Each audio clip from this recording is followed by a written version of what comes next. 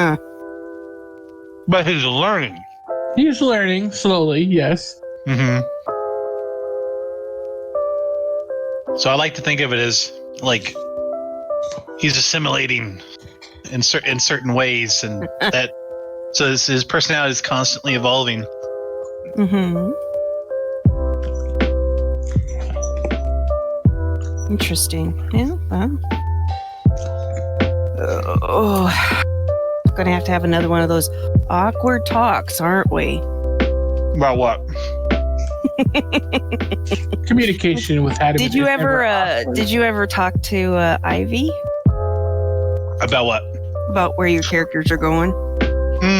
Yeah.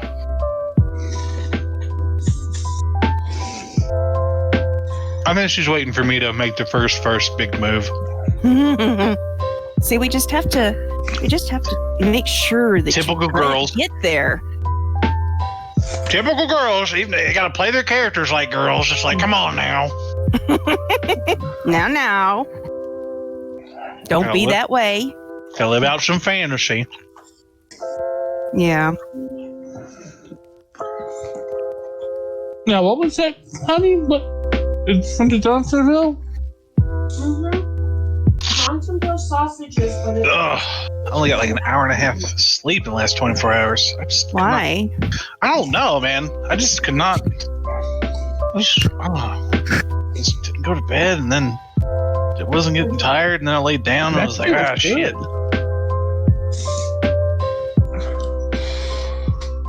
I am a fan. I'm sold. Sold fan? Tammy found this thing. It's from Johnsonville from Johnsonville. Mm-hmm. And it's sausage, but it cooks up. It's like bacon. It cooks up like bacon, and it's in strips. That's interesting. It's really good. Have to try that. It's sausage bacon. Sausage. Yes. Must have sausages. It's ridiculously good. We weren't sure what to expect. Here, you try it. No, you try it. I don't want to try it first. Here, we'll make Mikey try it. He'll eat anything. Oh, that's a red drop. What after that? Wait. Well, they put a lot of preservatives in that crap, so I'm sure it's got to be somewhat good. Hang on just a sec. I got somebody at the door. I am not going after that red drop because I'm not high enough. Hello, I'm the mailman.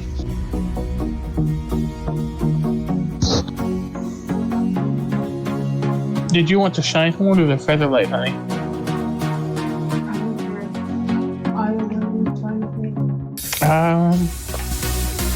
I'll take the featherlight then.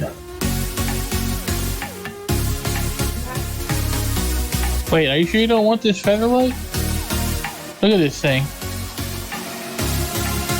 I'm not sure. I like the way the shine on. Okay.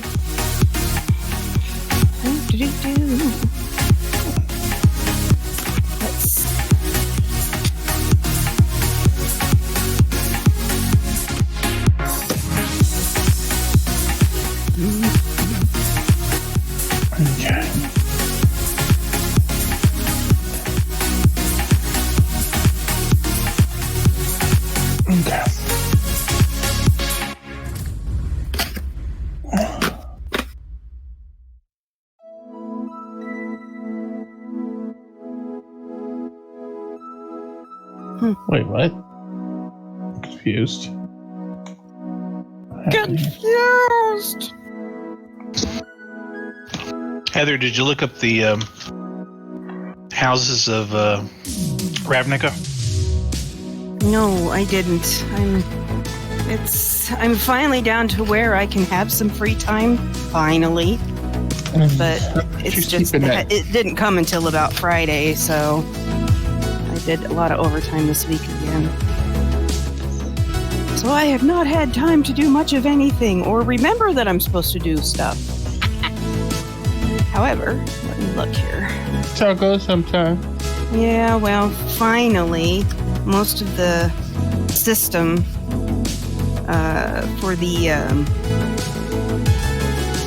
what the hell is it? COVID vaccines that we're giving here, we're finally getting up onto an electronic system instead of doing everything manual data entry and paper. So it's taken a big load off of my shoulders. Or will be once they get everybody up and running. Okay. Alright, so Ravnica.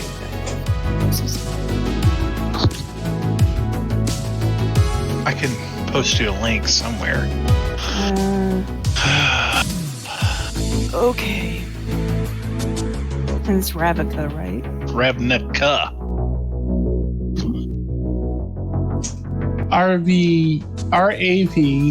RAVNICA.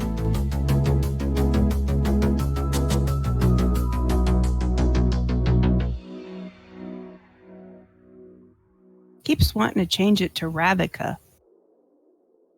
Stupid phones. Uh, The worst one is when you spell something right and it changes it to something else. It's like, well, now the look thing here, is when motherfucker. I type in Ravnica, it gives me something really weird. It's all right. Oh, let's try again. I'll send you a link. Here you go.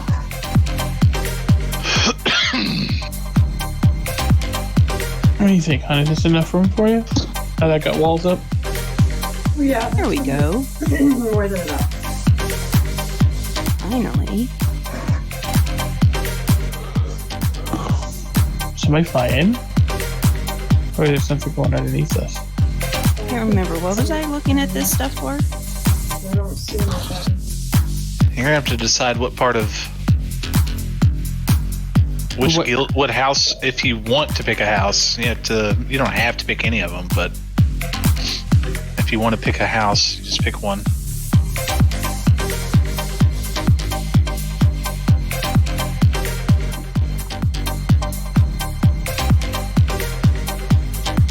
That way, you're not completely clueless when we get back to Ravnica.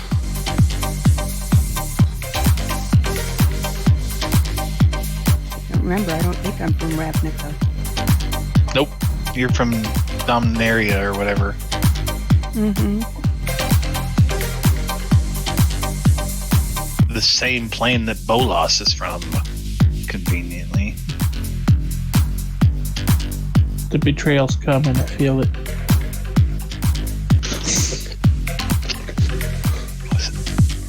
I also talked to Agali about some of the suggestions that you brought up. Oh, I'm sorry. Repeat that, please. I did not catch all of what you just said.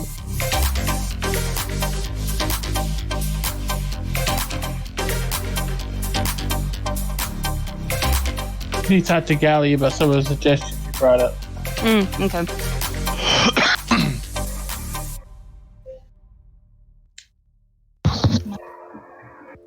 Hello, Gallibond. Hey, Gally. How are you guys? Ooh, Wow, Doing that's some good, feedback. but you're looping back and forth between your streaming Yep. computer. Yep, I just muted the external speakers on the other computer. So, well, you don't sound very chipper today. What's going on? oh, not a lot. Did you have some tea? That's my solution to everything. Okay, all right, just a frickin' second here. Something is screwed up here. All right, okay, I can. Damn it! All right. Hello, Ivy. We noticed you. Hello. Yeah, you're still coming through bleeding. Echo. Okay, no. All right. Somebody go on the stream and see if you Are they can there hear now? anything. Can you hear anything on the stream?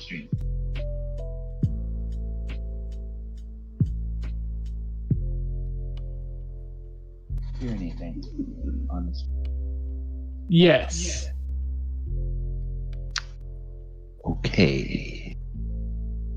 I'm concerned because OBS is not showing any audio, even though I can hear audio. Well, that's no bueno. Okay, well, Skyline says they can hear stuff. Okay, thank you, Skyline, for being our tester there. Just the equalizer, the mixer equalizer on OBS is just not registering anything. So I can't tell. I mean, I can obviously hear you guys through the Discord. You can hear me. And when I turn the speakers on, I can hear the music. I can hear our voices on the streaming computer, but OBS is not showing me that it's recording. So that's just, that's got me a little freaked out. But Skyland says he can hear, so we're good. Yay, all right. Skyland. And you guys can hear on the stream. Thank you, Pete, for confirming that for me. Yep. If Adamant doesn't have advantage, go ahead and give yourself advantage. If he does, go ahead and find somebody that needs advantage and donate it to them. Or inspiration, I should say.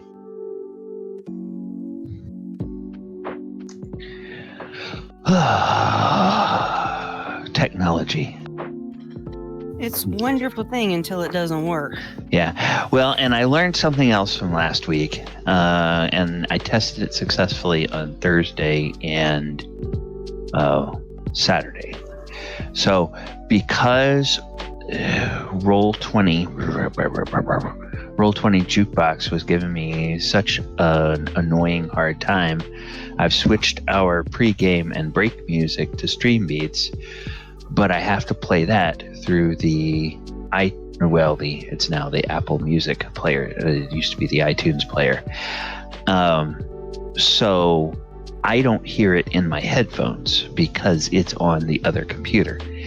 And when the sound is off on the speakers, I don't hear it during the session either, to avoid that echo effect that we get. And then last Sunday, I went over to the player and I stopped the playback, and it told me, at least briefly, that it had stopped the playback. But then when we got into the second half of the session, it actually was playing the music the whole time during the second half of our session last week. Oh, no. So what I did, I mean, you could hear what we were saying, but, the music was still going on under it, and it was kind of annoying.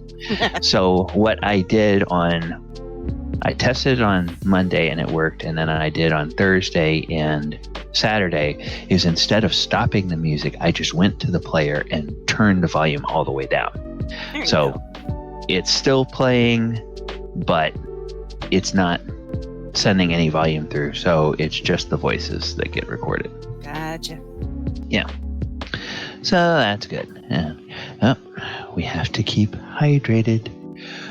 Okie dokie. Wonderful. All right. Well, hey, speaking of the music and speaking of our session, I'm going to go ahead and turn the music all the way down now. And it is 2 p.m. And welcome everybody to a daylight savings time version of the Walker of Waterdeep.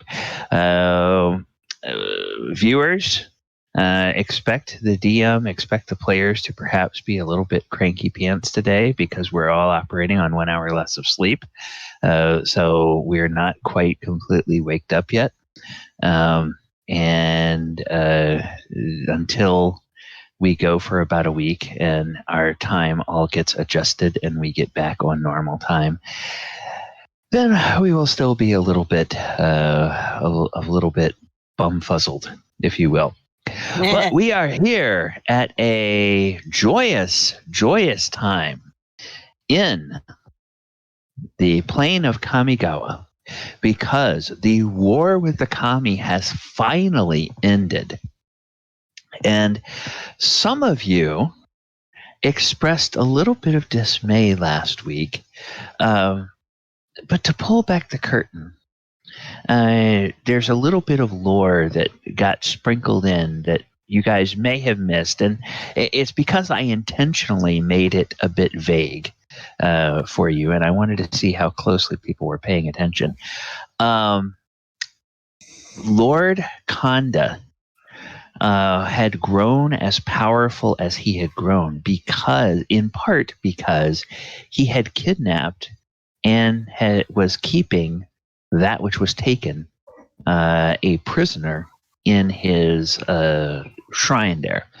As soon as that was dispelled, essentially, all of those additional powers that he got kind of just went whoop and were dissipated. So all he was left with is what his normal spell casting ability is and what his mundane magic items like the Rod of Rulership would give him. And he did not have all of the extra cool stuff that he would have had if the ceremony, the wedding ceremony, had been interrupted before Kyodai and Princess Mashiko were united in marriage. So you wound up fighting a weakened Khanda last week, which is kind of why everybody was thinking, okay, this is going to be a big boss fight. I was like, well, yeah, he's kind of like Batman without all the gadgets. At that point, as soon as he loses that which was taken, he turns into Bruce Wayne without the money and without the cool toys. So we didn't technically fight him. We telekinesed him against the wall, and then doing what we say. Yeah, and it's like part of the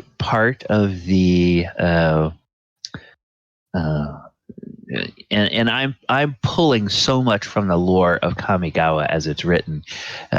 Part of the double-edged sword for Lord Khanda of kidnapping the essentially the daughter of Okagachi on the same day that his own daughter is born, is that those two wind up having a very strong spiritual connection.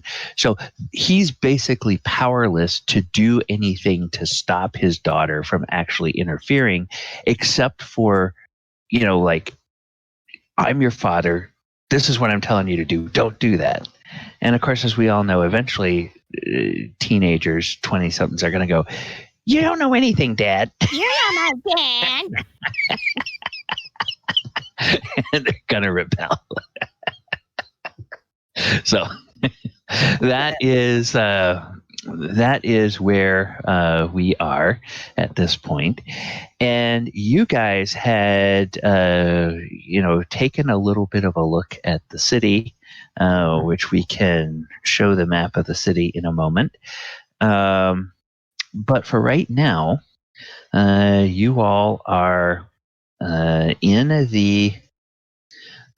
the palace, and I am going to review some notes from the end of last session to make sure that I understand kind of what you guys want to do. I believe you all had wanted to take a bit of a walkabout in the town to see what was going on. So let's go ahead and move our map over here to the exterior of the city. We'll reduce that scale of that map a little bit so that everybody can see what's going on. And of course, viewers, this map was created for us by Heather Gooney. So I still didn't get to the one that didn't have trees growing out of the side of the castle. That's all right. That's all right. It adds to the charm of the place. I guess. Yeah. Anyway. All right. So, what would Well, I kind of know. I kind of know what we want to do, but I want to start off with the entire group together, and then as you guys each have individual things you want to do, we'll focus the spotlight on each one of you. But for right now, give you a chance to start this session together. So you guys are in the castle. You have your diplomatic rooms that you are assigned to, nice, big, huge suites that normally nobles would Are they occupy. all on the same floor? Oh Or yeah. same They're all in the corridor? same. Okay. They're all in the same wing. Yeah, but it's a little bit different. Instead of the really cushy apartments that are all like separate bedrooms with a connecting common area like the party has in Ravnica. In this case, each one of you basically has a couple of servants. You have a private kitchen area, a private living area, a private bathing area, and a private bedroom. And then kind of in the hall, there's a common lounge area and a common kind of meeting area that you all can be in. So everybody has probably way more space than they're used to for themselves. Gotcha. Okay. What trouble can I cause? No, sorry. So basically, just to make sure I've got my timeline right on this, it was, you said we were done probably just all of this pretty much ended by the end of dawn, barely? Yeah, and then you guys had a chance to rest. So by the time you finished your rest after the fight, it's mid to late afternoon. The sun hasn't set. You have maybe an hour or two before evening. What time were they looking at doing the feast? Oh, that's probably going to be after sundown. So you probably have a good 2 or 3 hours before that's going to happen. Okay. So I will go down the hallway to find I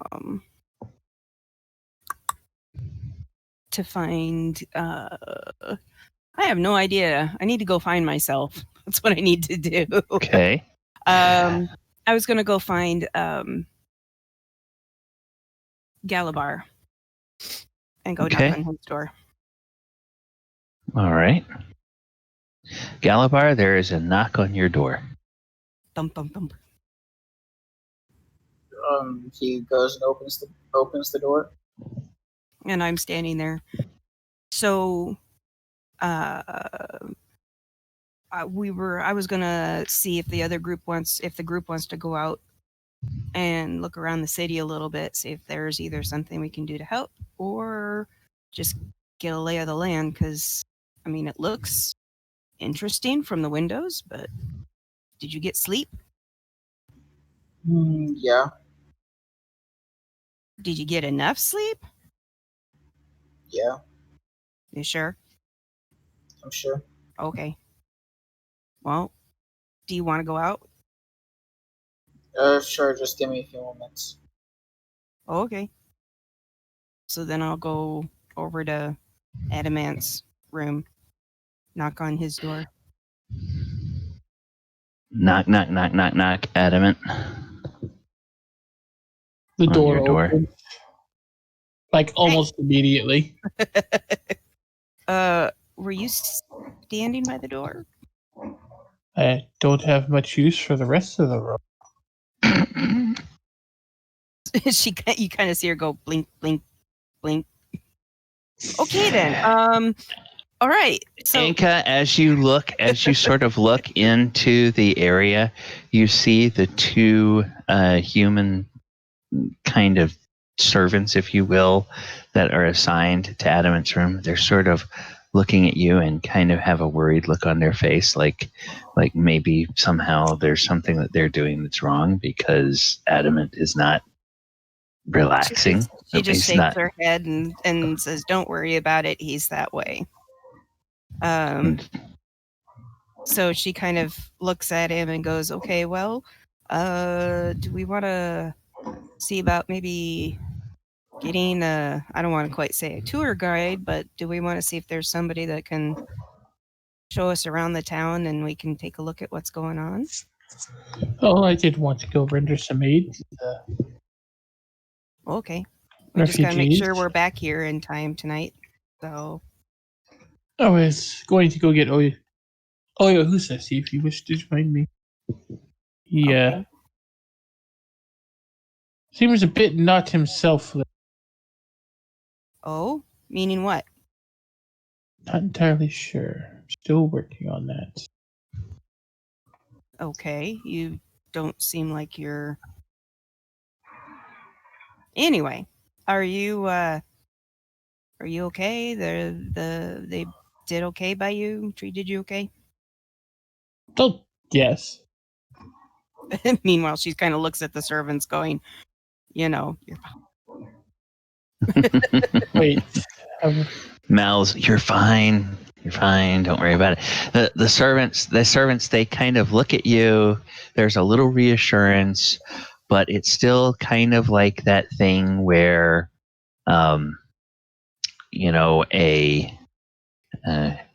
it's like their supervisor chewed them out for something that they did that was hurting another department, but the supervisor of that department came over and said, no, your supervisor just doesn't understand everything you did is fine.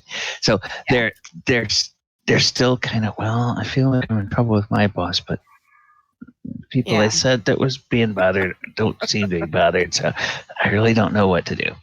Yeah. He kind of looks over his shoulder. Oh, I've done it again, haven't I? Say what? I've done it again, haven't I?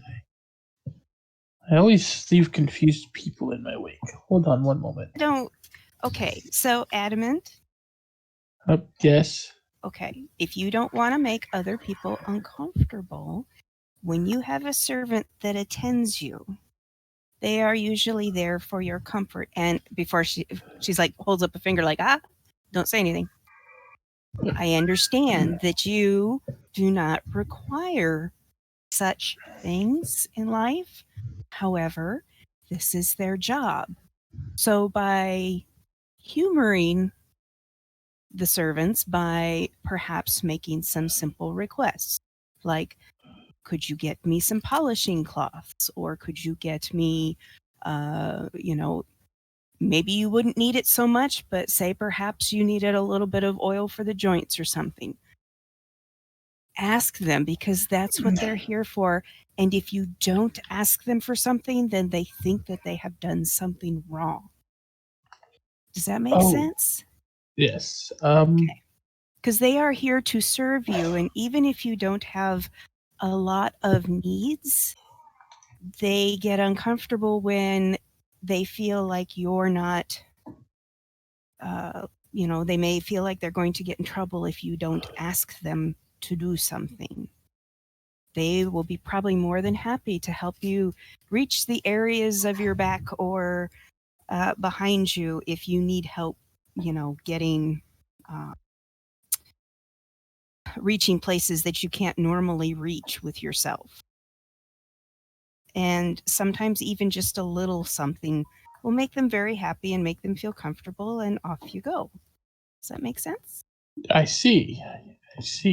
It's a weird thing that, us types have to deal with. So, yeah. Well. So I want you to turn and thank them for their time and effort, even though there was none really, and that you will see them later, and perhaps later you can ask them for like what we just talked about. Adamant turns around, walks over to the servants, reaches out and just kind of pats them on the head. Thank you. And there's this look on Enka's face like, That's new. And they kind of look a little bit uncomfortably at you, but they sort of smile. They give these little smiles. Oh, you're welcome, my lord.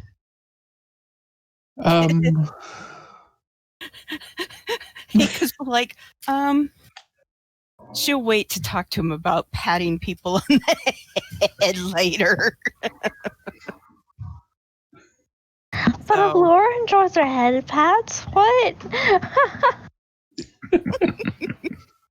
So anyway, so she. I will get you help with things later. Oh, as you wish, my lord. And they get the butler gives you a little bow, and the chambermaid gives you a little curtsy. And off they run. So she kind of motions Adamant and says, "Would you go get Oyohusa? And I'll go get Ivy." All right. Eleanor. Eleonora. Who? Sorry. I scooped. Sorry. Eleonora. Oh my goodness. It's been a long week. What did she say? I called her by her name, Ivy. First you called me Ivy, then you called me Eleonora. Sorry. My tongue just does not make some of the sounds right. So all right. So now, now we have a new nickname for Eleanor. Ivy's character, Eleanor. Eleanor. Oh, Eleanor, where are you? That means we just want to shapeshift into a bird and go.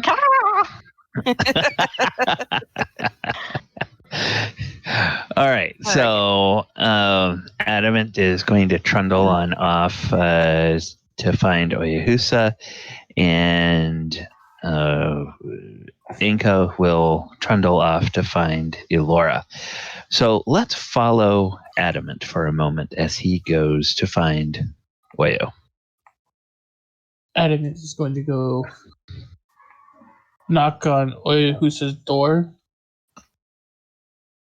Thud, thud, thud.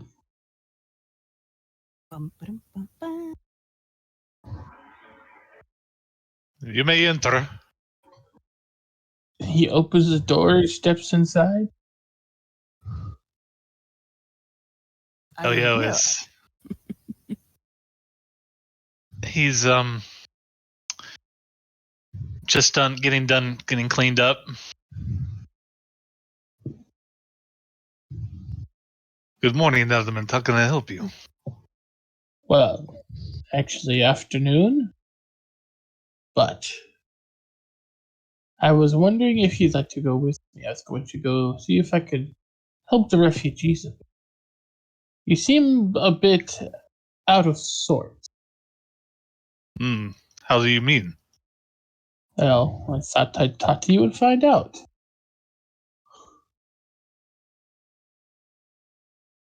Well, perhaps I do have a lot on my mind. But I don't think it's anything you should worry about. You're my friend. Oh.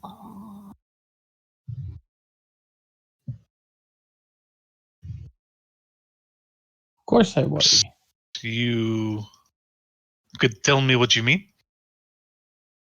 What do you mean what I mean? Was there something in particular you wanted to talk to me about? Well, walk with me and we'll talk.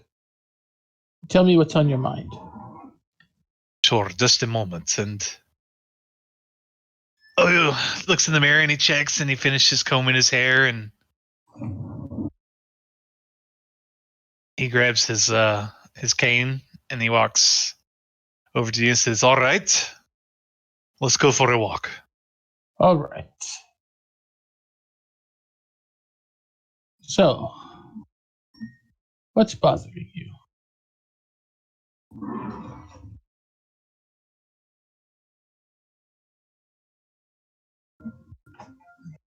Where to begin is I find the beginning tends to work well. I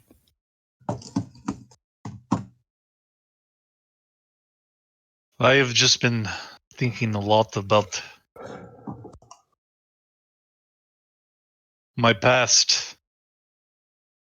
what it has to do with my future, and everything else that's been going on in between. I see. Well, But you know me, I do that a lot. yes, you do. And it usually doesn't cause you distress. So, tell me, what causes distress today, Oyo? I guess you could say I'm in need of a vacation, but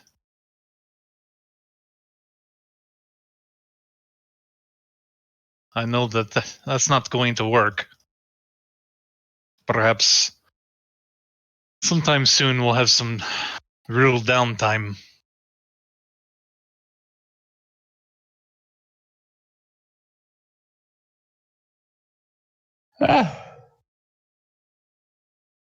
Perhaps.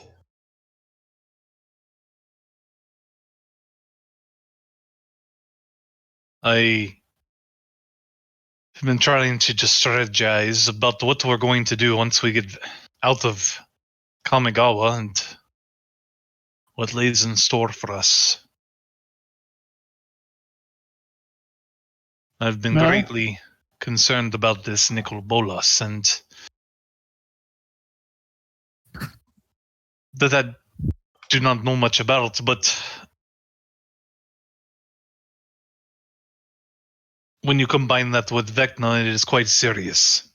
well, let's worry about that when we go after I speak to Niv-Mizzet.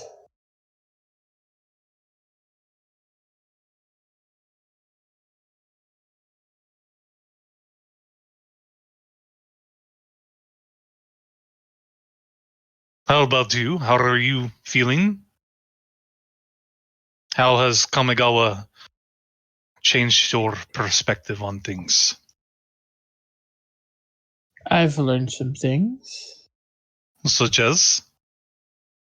Foxes are wily.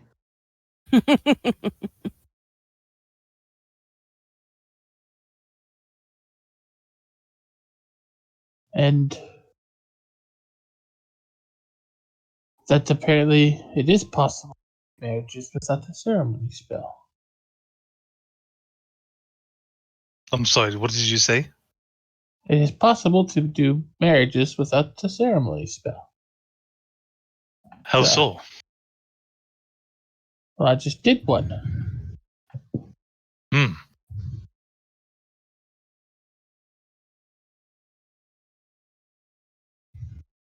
I guess you did.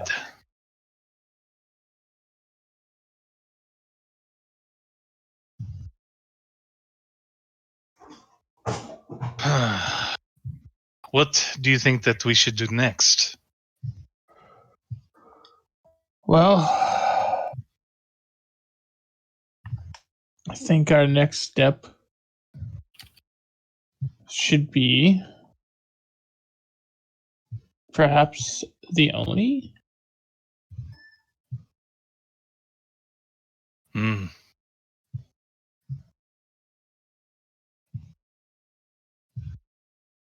That's true.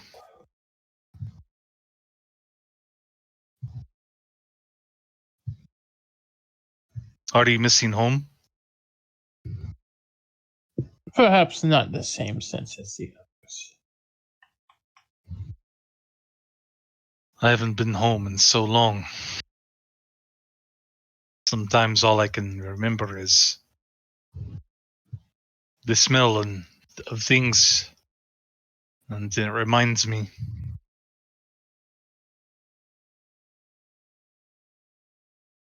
Perhaps maybe that is what you speak of about me being more out of the norm. I don't know.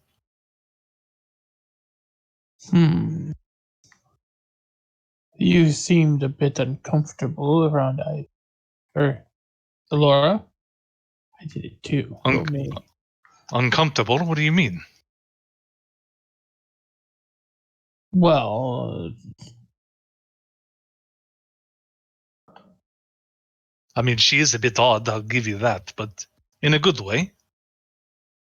well, has anything happened?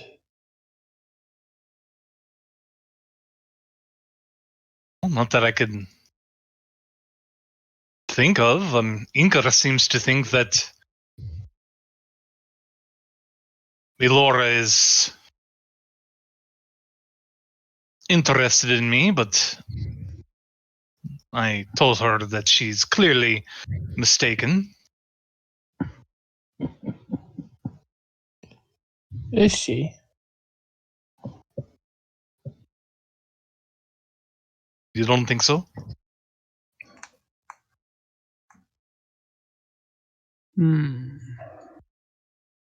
I wonder. You, do have habits. I have habits? What do you mean? You're very perceptive. Well, yes, of course. It is my best trait, I must say. Until it involves yourself. Well, I'm not perfect.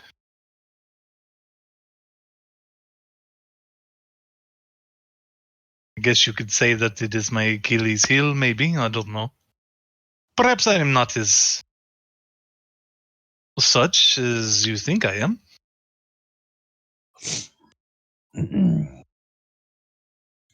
My thought is perhaps you should take a bit and sit back and properly think things through.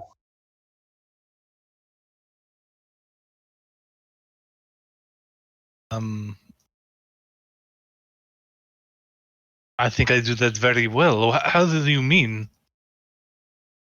You think about other things. Yes, I think about you. I think about Galibar and Enka and Elora and how I can keep you guys surviving.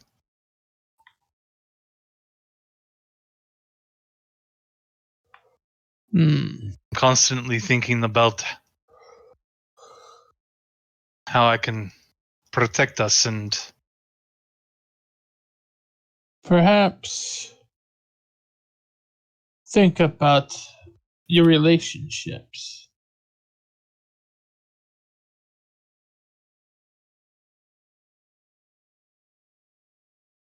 Can you give me an example? Don't be like me. Well, I don't think that will ever be a problem.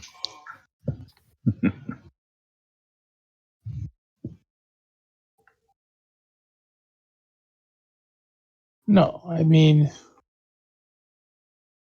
don't be clueless like I am. Again, why do you think I'm clueless? Because Oyo, my friend, Yes. you act different around Elora. I think that I act like a... Wait, what? What? In what way do I act different? Well, if I do that, I would be so curious. I act protective of her. I think of her as a little sister, in a way, I guess you could say. Should I not? Is that how she sees you? I assume so. I have not asked. Perhaps you should. What reason would I have to suspect otherwise? You're so curious about the other things, but not this. Fascinating.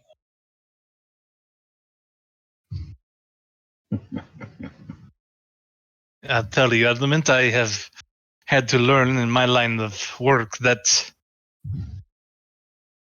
how do I say this in which you will understand?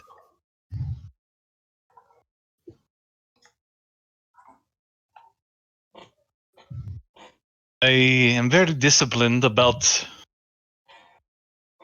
the relationships in which I get involved in directly in my own close friendships / professional arrangements, I should say. And then,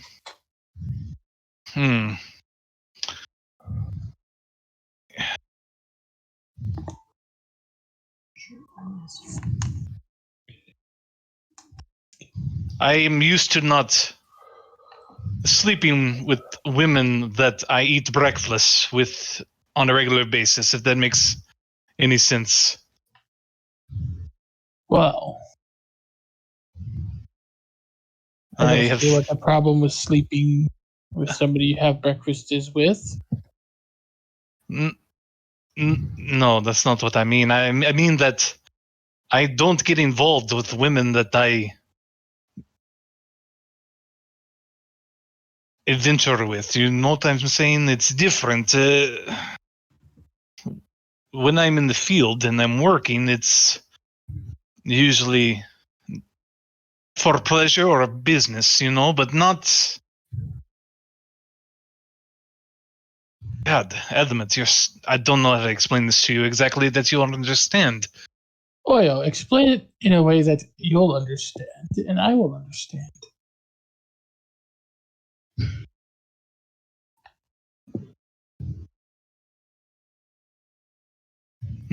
Perhaps give me a few moments while we catch up with the others, and I will think about how to better answer your question later. Fair enough. All right. So Oyo and Adamant, they continue walking. All right. By this time, Enka is headed toward Elora's room. Would she encounter Galibar on the way, or would Galibar ultimately catch up to the other two guys? Do you think, Chris? Galibar was going to do something before he left his room. Okay, well then let's pause by Galibar's room. So he's in his room getting ready to leave. So what would we find Galibar doing? He pulls out his sending stone, and he's gonna cast sending to his brother. Okay. He says, a lot of stuff has happened relatively quickly. We ended up stopping a 20-year war, and are about to go do some other stuff. But hopefully, within a week or two, I will be able to try to convince them to let me go back to Waterdeep for a short time. So if you can get people to escort you back to Waterdeep, maybe we could spend some time together. Okay, you get about as far as saying get back to Waterdeep, and then the 25 words cuts off, and you get a reply back. Oh, that's wonderful, dear. I hope that you will be able to come soon. You will have to tell me all about your adventures, and I will... And then it cuts off. Clearly, she's going to try to say more, but the 25 words is over. I need to get like a whole necklace of like 5 cents.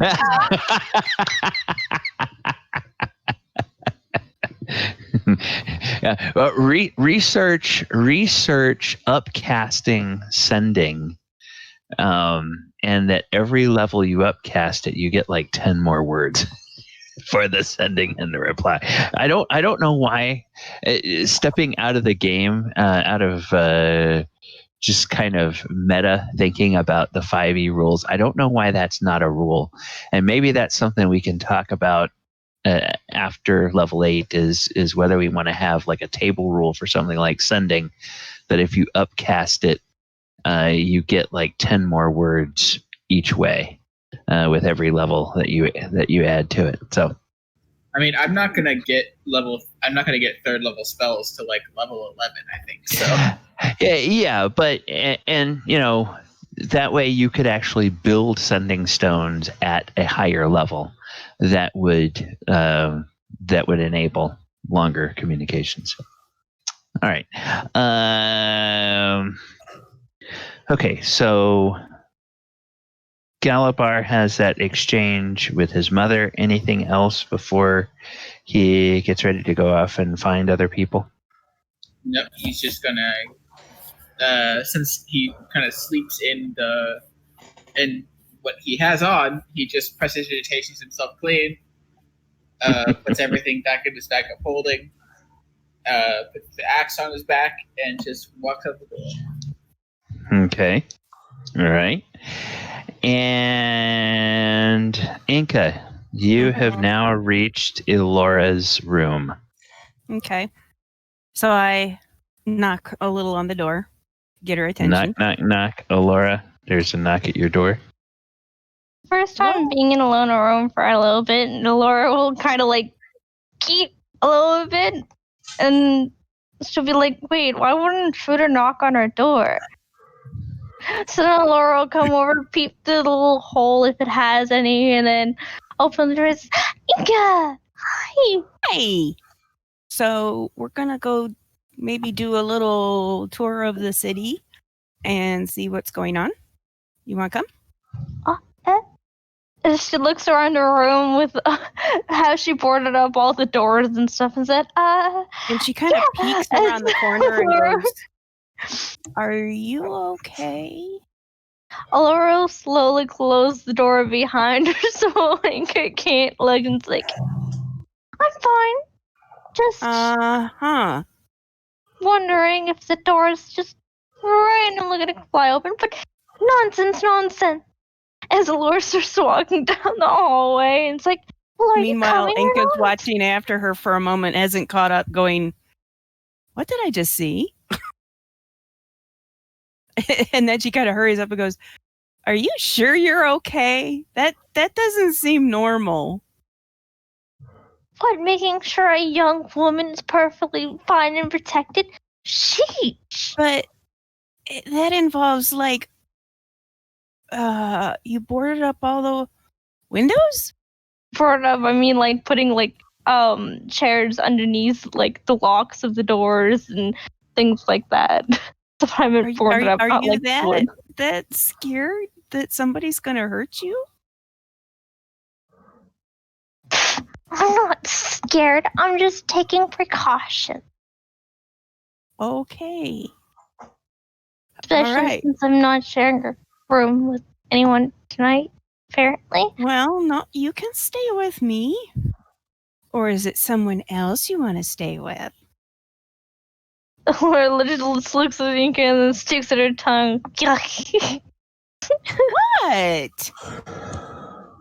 Every time we're by ourselves, that's all you talk about is him. That's not true. I came to you and I talked about Adamant and how he was hurt. Galibar and his griffin. He loves Griffy. I talked to you about Griffy and Omega and Ovega. Like, they're adorable. So she opens up her book. She pulls her book out. She opens up and goes, "So you remember when I was asking you for some information about this individual, and you said something about and she's looking through this list that she had written down. The scruff of his beard." And she doesn't finish saying that one. Blush, and then she'll try and slam the book and flip the pages. Well, I rest my case. That things were said in confidence. Oh, they're still in confidence. substances were used. Because Laura cannot give Enka a really good excuse and can't look her in the eyes now.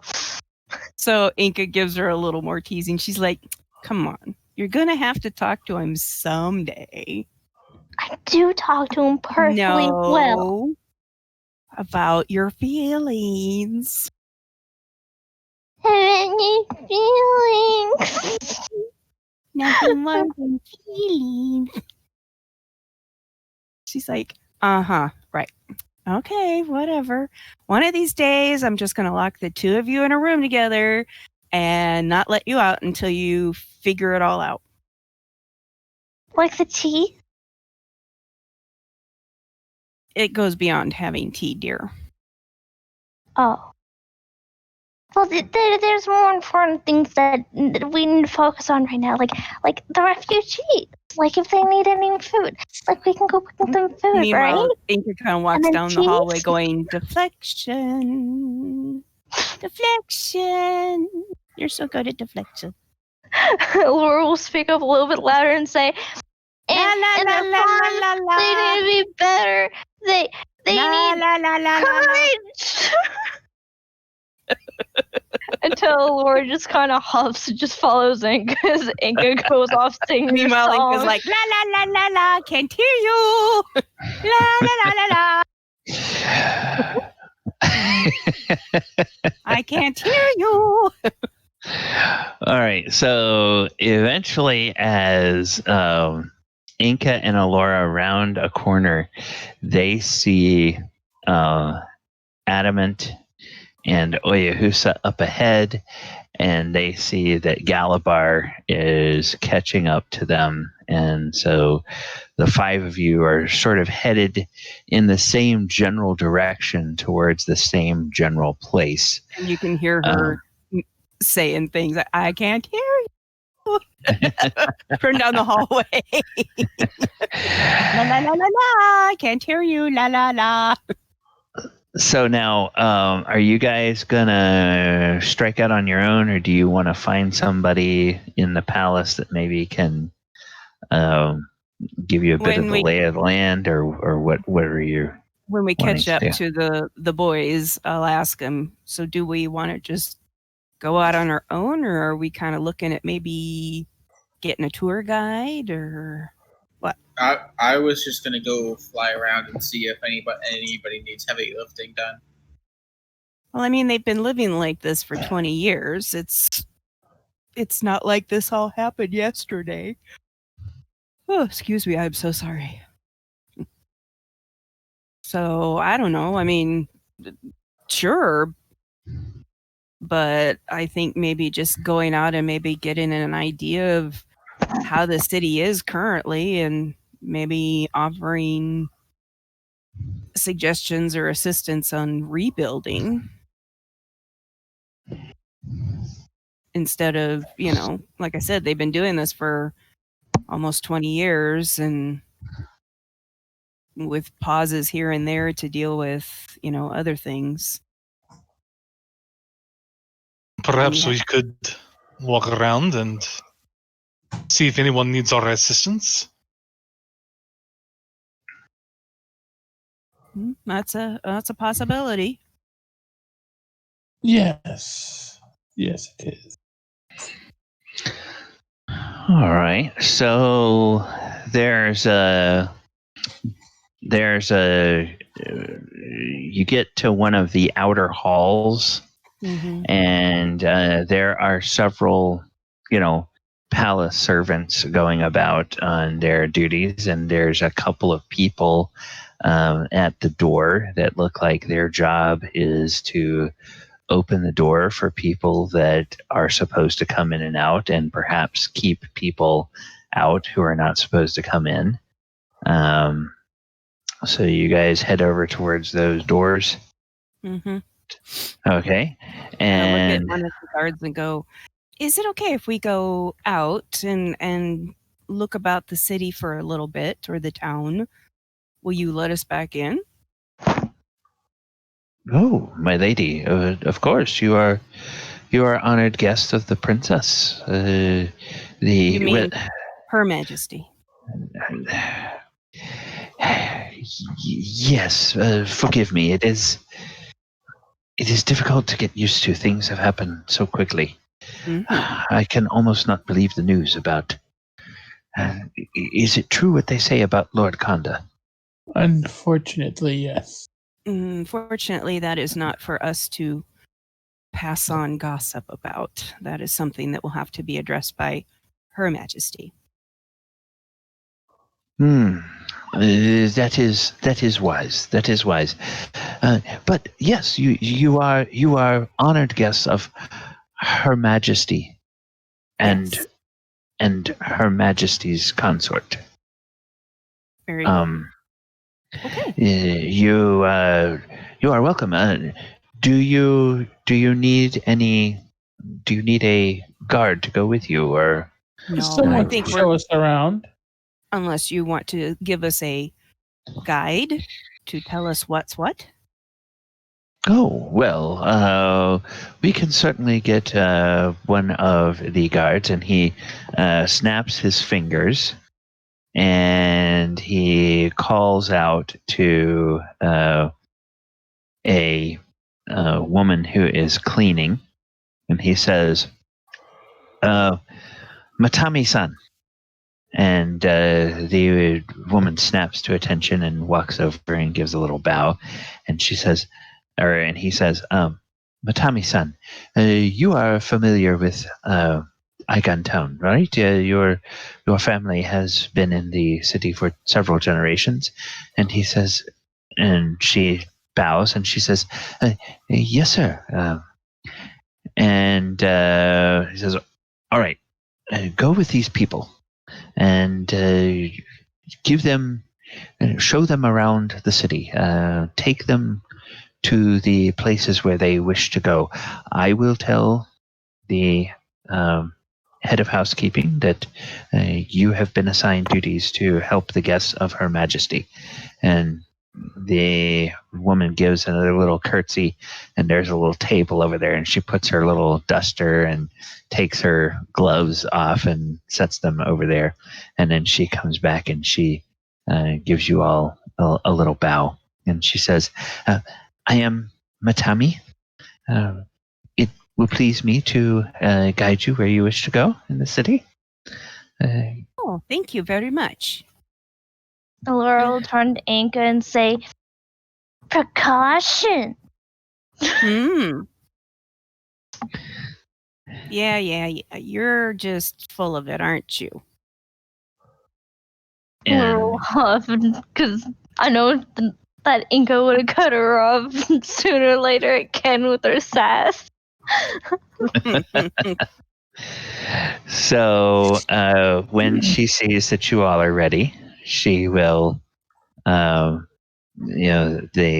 guards will open the door and she will walk out. And as you get out on the grounds and as you head towards the gate, she says, is there anything in particular you would like to see in the city? Any particular sorts of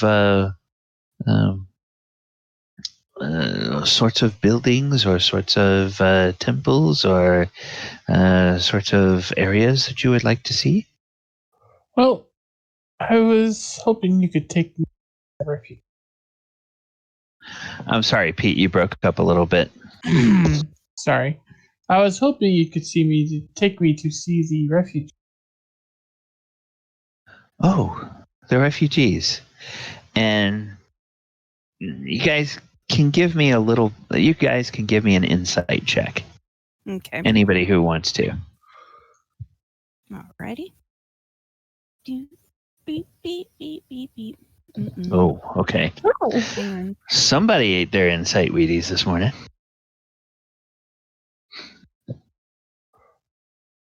Elora's Wow. on her toes because of Enka. Damn. Mm-hmm. All right. So Elora and Enka, your role is good enough, and Adamant. The three of you all discern that this servant, she is her mouth twists a little bit, kind of like in distaste, like refugees. Why would you want to? Why would you want to see refugees? See, clearly she has gotten accustomed to living and working in the palace, and sort of has come to that point where that is starting to feel normal to her. And people who are living in tents, or they're just like, oh, those urchins. So you kind of get that sense from her. Gotcha. She kind of looks at Elora to see if Elora is going to say anything. Elora just has his lips sealed. Okay. And about that time, Enka kind of looks at the others and then looks at this woman slightly slyly and goes, "So, I take it that that's not quite tasteful for you. I take it. You don't think very highly of the people that have been displaced by this war." And when you call her out on that, her cheeks blush a deep crimson, and she sort of drops her gaze and she says, "Oh, this war has been horrible. It has, but you've been living in a palace even as a servant. You have it way better than many of those people out there, including those refugees that are your countrymen." Yes. Yes, that is true. That is true. And she says, of course I will take you. Of course I will take you to the tent cities where the refugees are.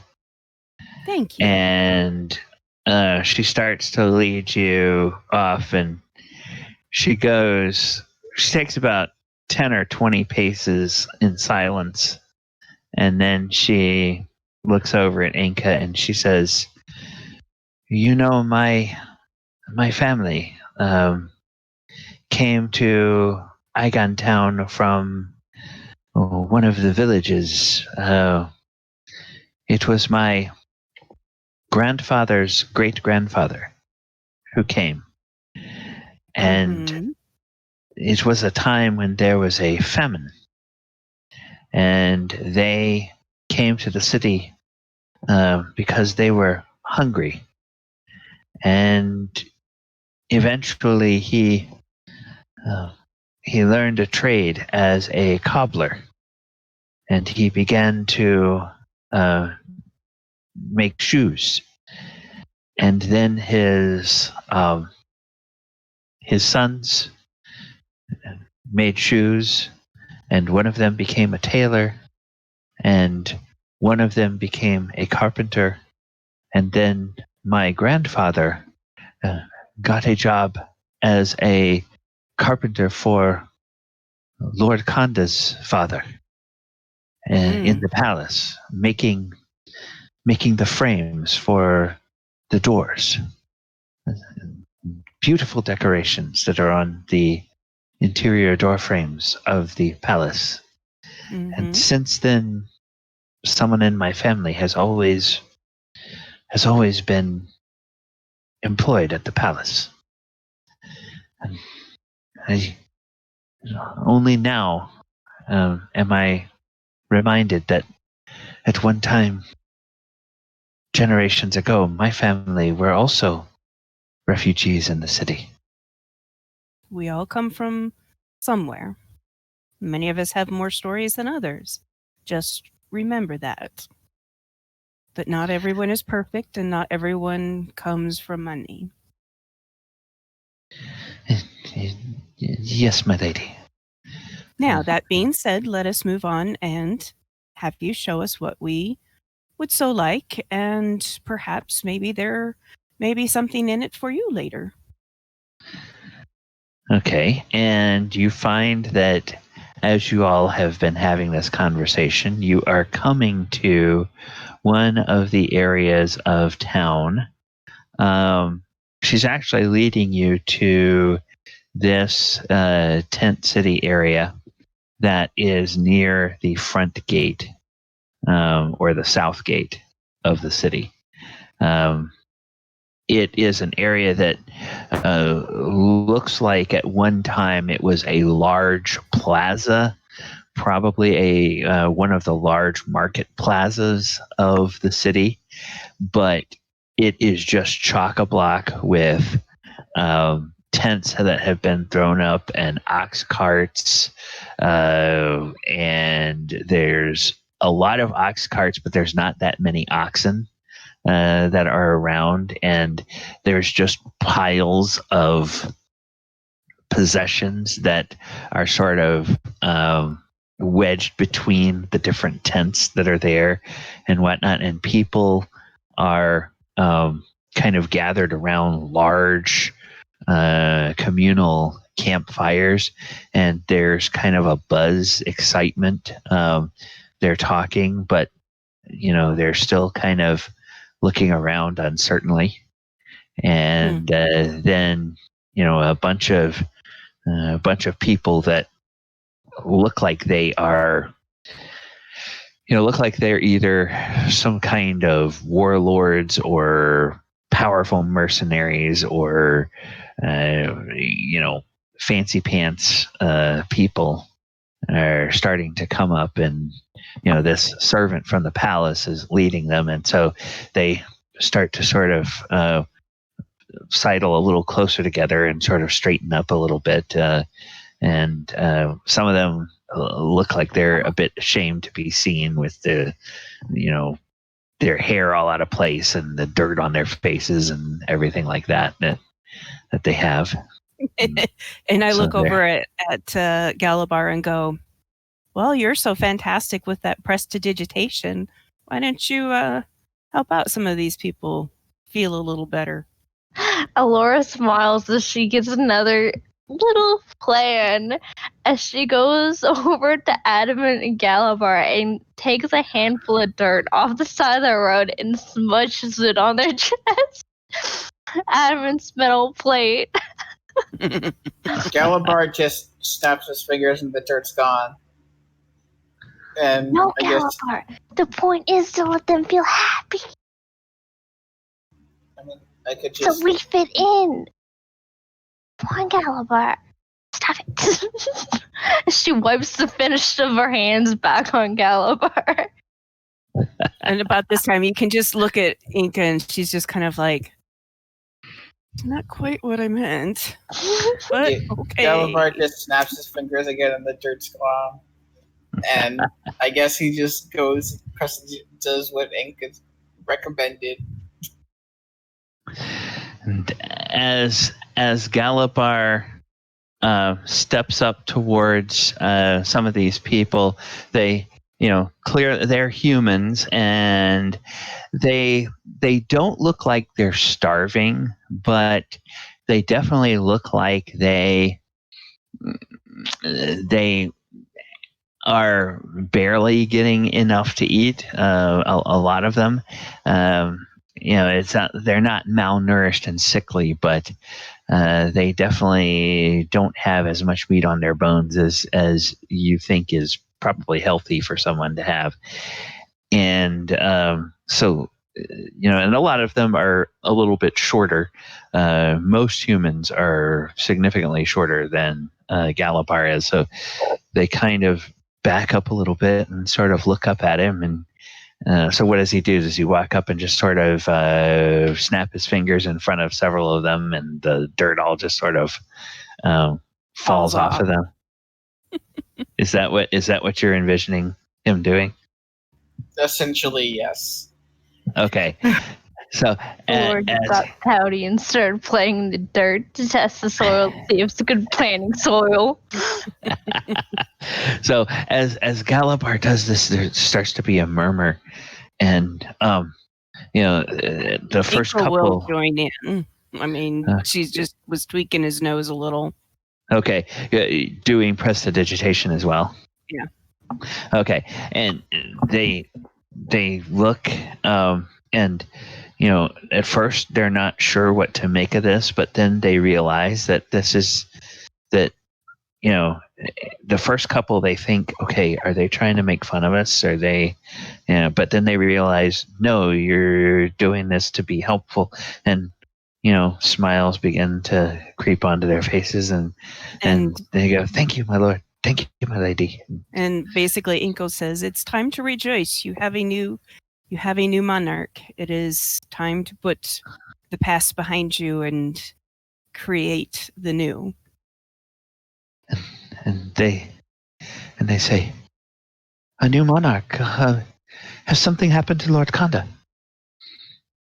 He has retired. He is still here, but his daughter, she has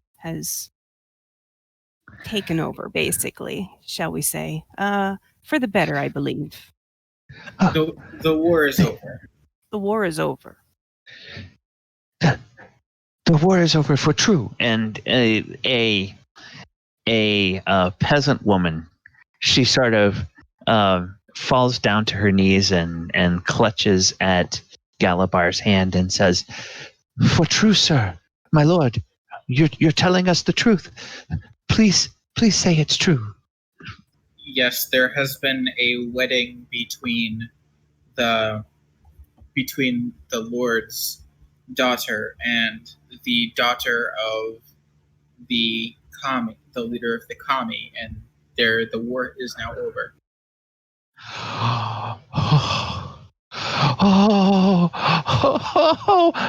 And this woman, she starts to weep, and almost instantly you can tell it's just like tears of joy. And as she does, murmurs go through the crowd, and you can start to hear some cheers, and you can start to hear more weeping, and people start hugging each other. And then a man turns to Enka and says, "My lady, we had heard a rumor earlier today, but we could scarcely believe it true. We've heard many times before the soldiers say that Lord Kanda has prevailed over the kami, but always they came and attacked again." No, we were there to witness it ourselves with our own eyes. So, and in fact, she points over to Adamant and went, and he officiated the wedding. Oh, and suddenly, Adamant, a surge of people come around you, and people have like little handcrafted things, and there are women who have somehow found like some flowers, and it seems like as a craft they sort of make either little corsages or little necklaces of these flowers, and they suddenly begin putting them over Adamant's head, and they begin clutching onto his arms, and several people all just kind of fall to their knees around Adamant, and they say, "The savior of Kamigawa, the savior of Kamigawa, oh, you have saved us, you have saved us, you are our savior." Adamant just kind of looks around. May Muradin's blessings be upon you. We'll giggle and just go in on them and throw flowers at them. Muradin has blessed us. Muradin has blessed us. Oh, Muradin, the savior of Kamigawa, has blessed us. Oh, we will build a statue. Yes, we will build a statue. Yes, and so several people, they start going up, and some people, they start going and, somebody's found like a sheet and has charcoal, and you can tell that they're starting to sketch out what dear. Adamant looks like and No. everything. I am not Moradin. Moradin is who I serve. Then tell us your name. Tell us your name, please. I am Adamant. Adamant. Moradin has sent the savior of Kamigawa.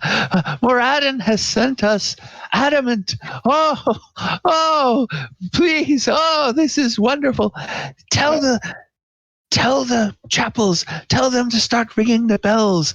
Tell them that Adamant is our savior and our world is saved. Adamant looks at Enka very pointedly. There's no she just emotion sits there, and but she she looks so innocent. And, people are starting to talk to kids, and kids are starting to sprint off towards other little camps of the refugees and whatnot. And so then there's a group of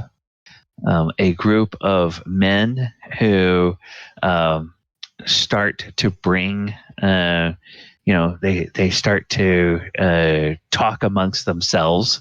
And so, what are the rest of you guys doing? What was Galibar saying earlier? Galibar, before all, he stopped saying what he was going to say when he saw that a crowd had apparently descended upon Adamant and started apparently worshiping him.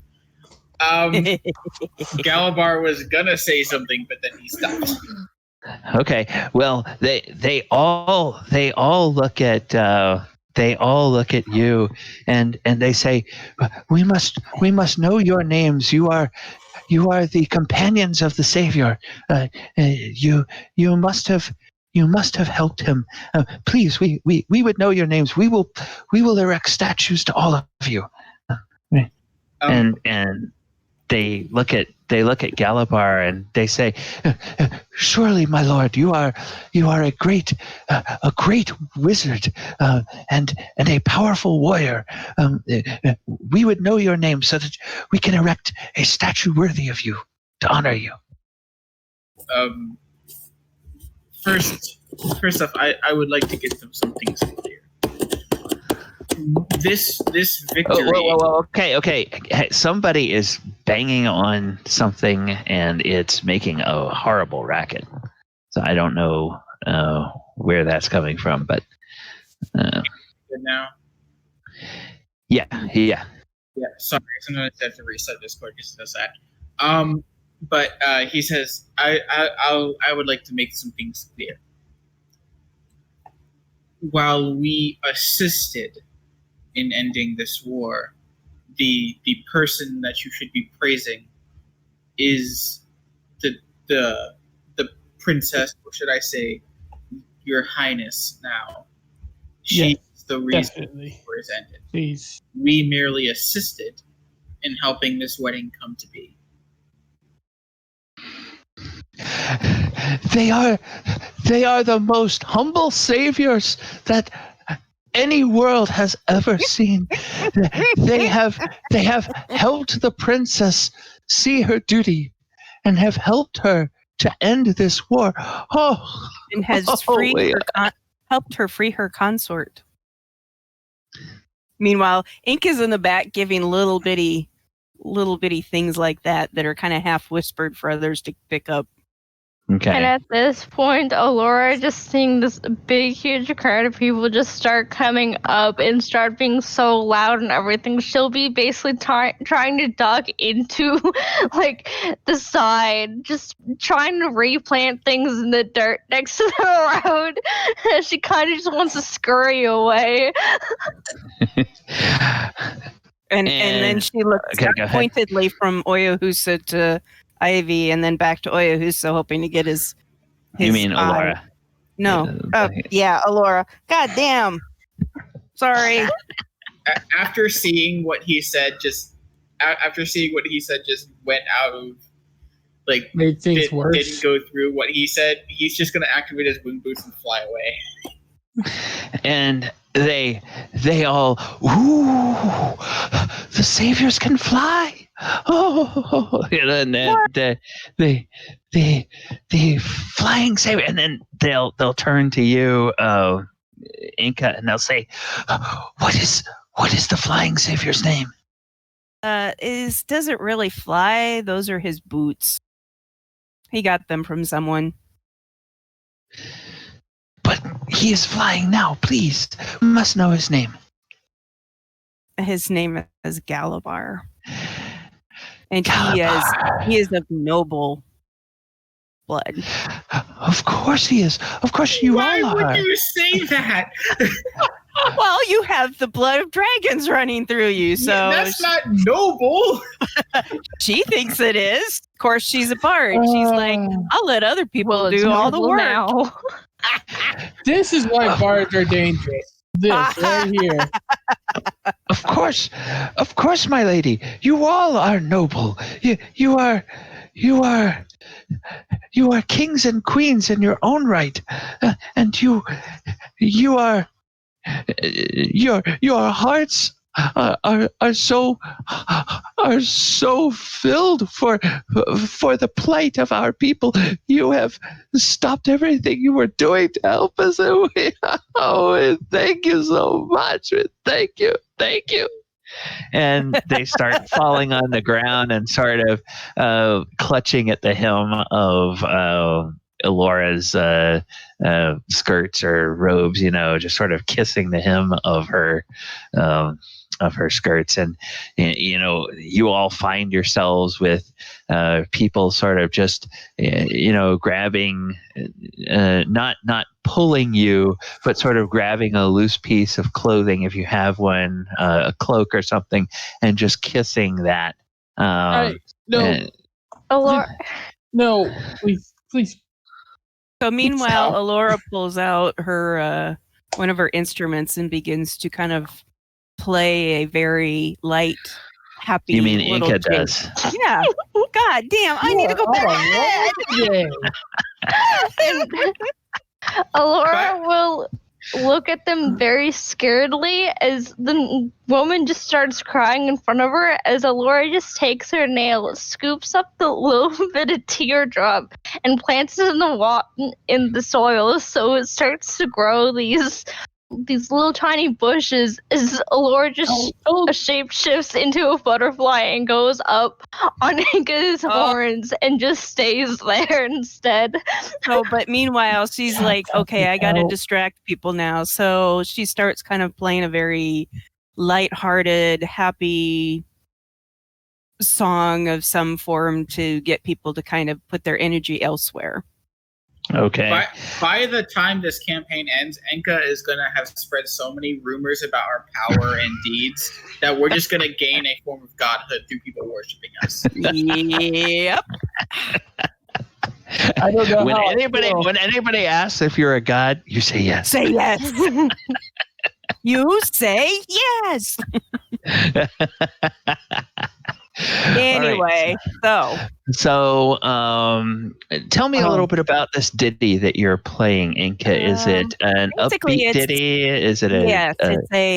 So you know how you would have and I don't know like the music for Kamigawa, but you're going to have the very stately formal, and then you're going to also have like certain dance music that is, your pavans and your graceful, and then you have the country dances that are from provincial areas. And so she's picked up a couple of those along the way and begins to kind of, either if there's lyrics to them, sing those, as well as kind of plays. And she just kind of goes from one to the other, and she's trying to like basically get a citywide party going to get people's attention going elsewhere.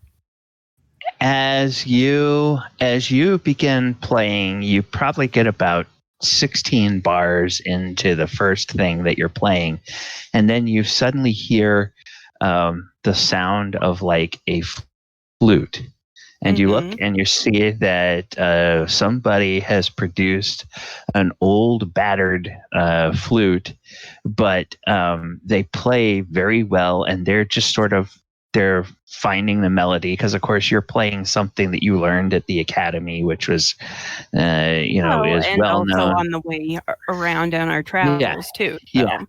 Yeah. And so they're playing along with this, and then you see somebody has a battered old lute that they get out and they start playing, and then somebody has like a little hand drum that they start playing, and as you go along, some of these musicians are out there, and Elora wears her clothing is feminine, right? I mean, it's obvious from the way she dresses that she's a girl minotaur. You mean Enka? It's Enka, I'm contagious. sorry. God, now It's contagious. okay. Elora is a butterfly, right? Yeah, That's what I heard. she's just okay, playing Elora's a decoration. butterfly.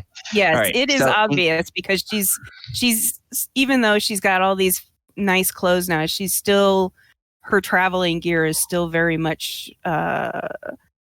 gentrified, countrified a little bit. Okay, well, then you guys start noticing something rather curious happening.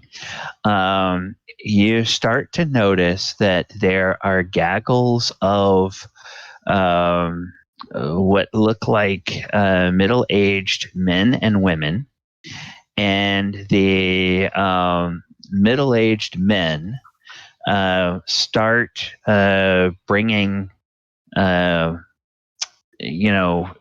several of their sons out, and get them to get them to start dancing, and these young men start dancing in kind of doing these folk line dance type of things, very much out where it is going to catch Enka's attention. And the women start to bring their late teenage daughters that are probably getting close to courting age out, and they're starting to bring them out where they will be prominently seen by Adamant and Oyohusa, and if they can ever get Galibar to come down from flying around, they will be trying to get Galibar's attention with them as well. And so But meanwhile, so Enka basically is she's kind of got the party started a little bit. Meanwhile, she's kind of catches Oya's attention and is kind of like looks up at her hat, like not her hat, at her head, like she's trying to get his attention about Elora. So kind of like, take the back road, go get her out of here so she's not so stressed.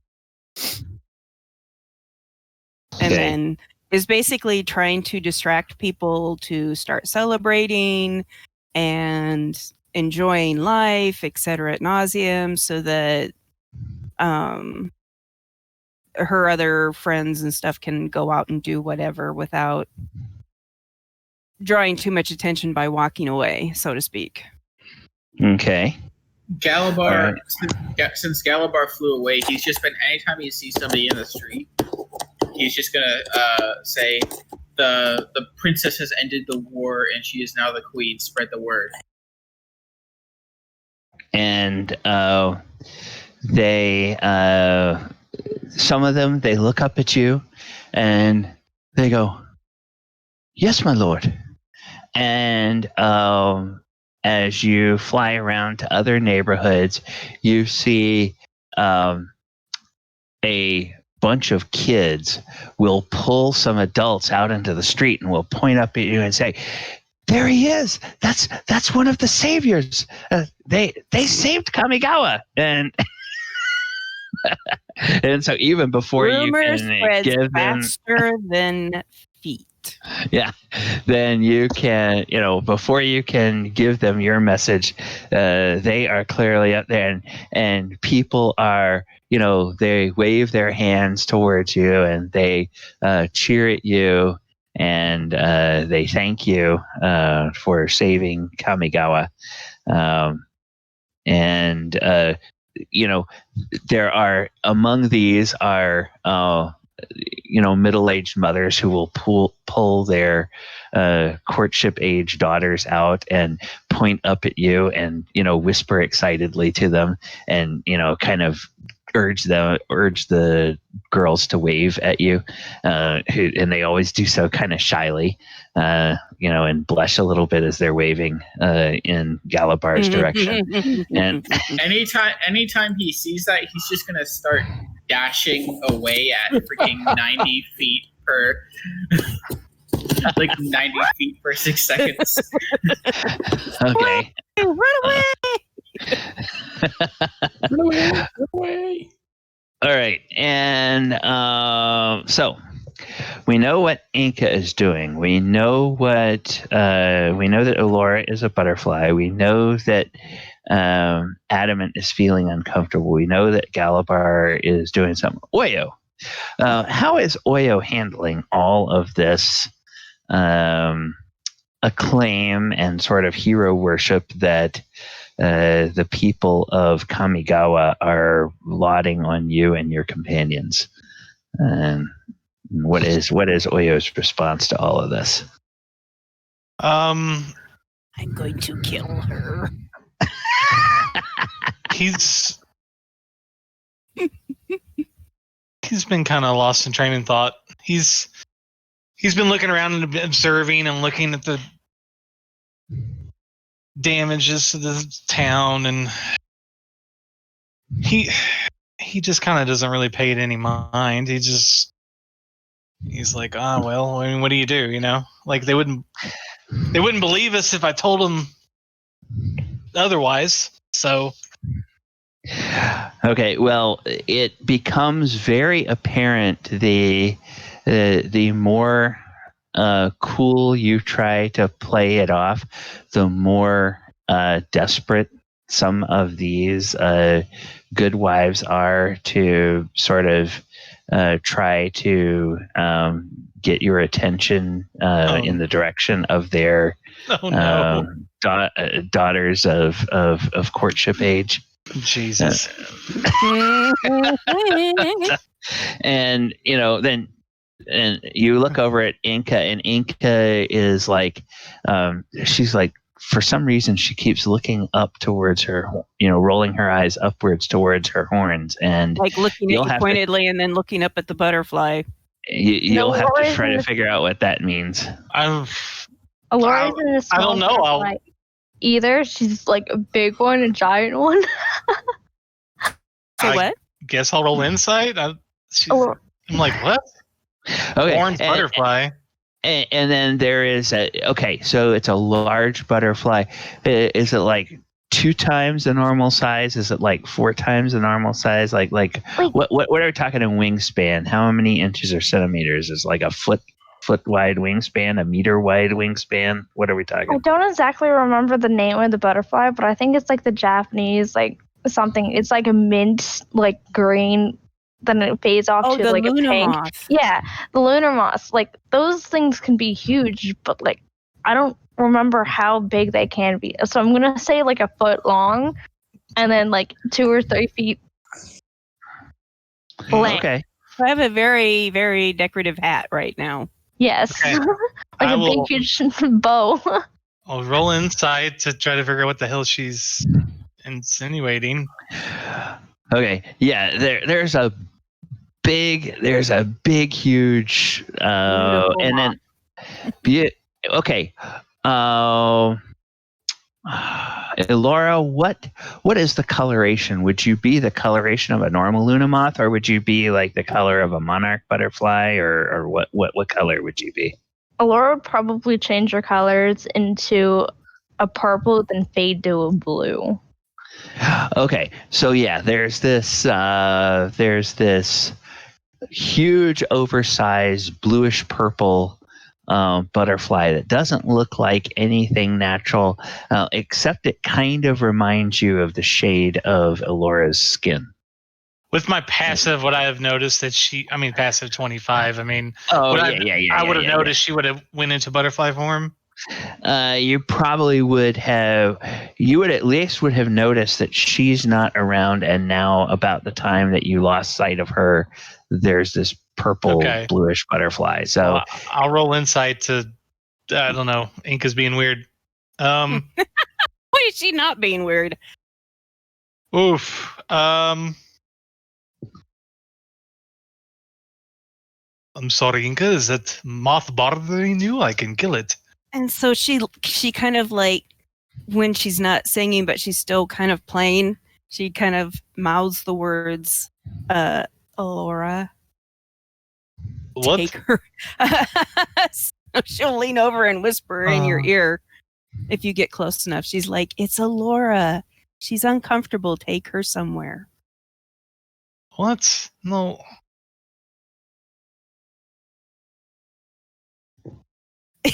Does he look like he understood what she just said? Yeah, that's up to him. Yeah, he understood. He's thinking how to respond. He says, "Come along, Elora," and he'll put his finger out straight right next to her. Okay, so Elora, you've been offered a finger to perch on. Yeah, she would walk on Enka's horn over to his finger and go. Okay, all right. So, yeah, this moth or butterfly comes over and crawls onto your finger. Flap, flap, flap, flap, flap, flap. Then I squish it between my two hands. No, I'm just kidding. I'm kidding. I don't do that. Well, what time do you all want to get ready for the banquet?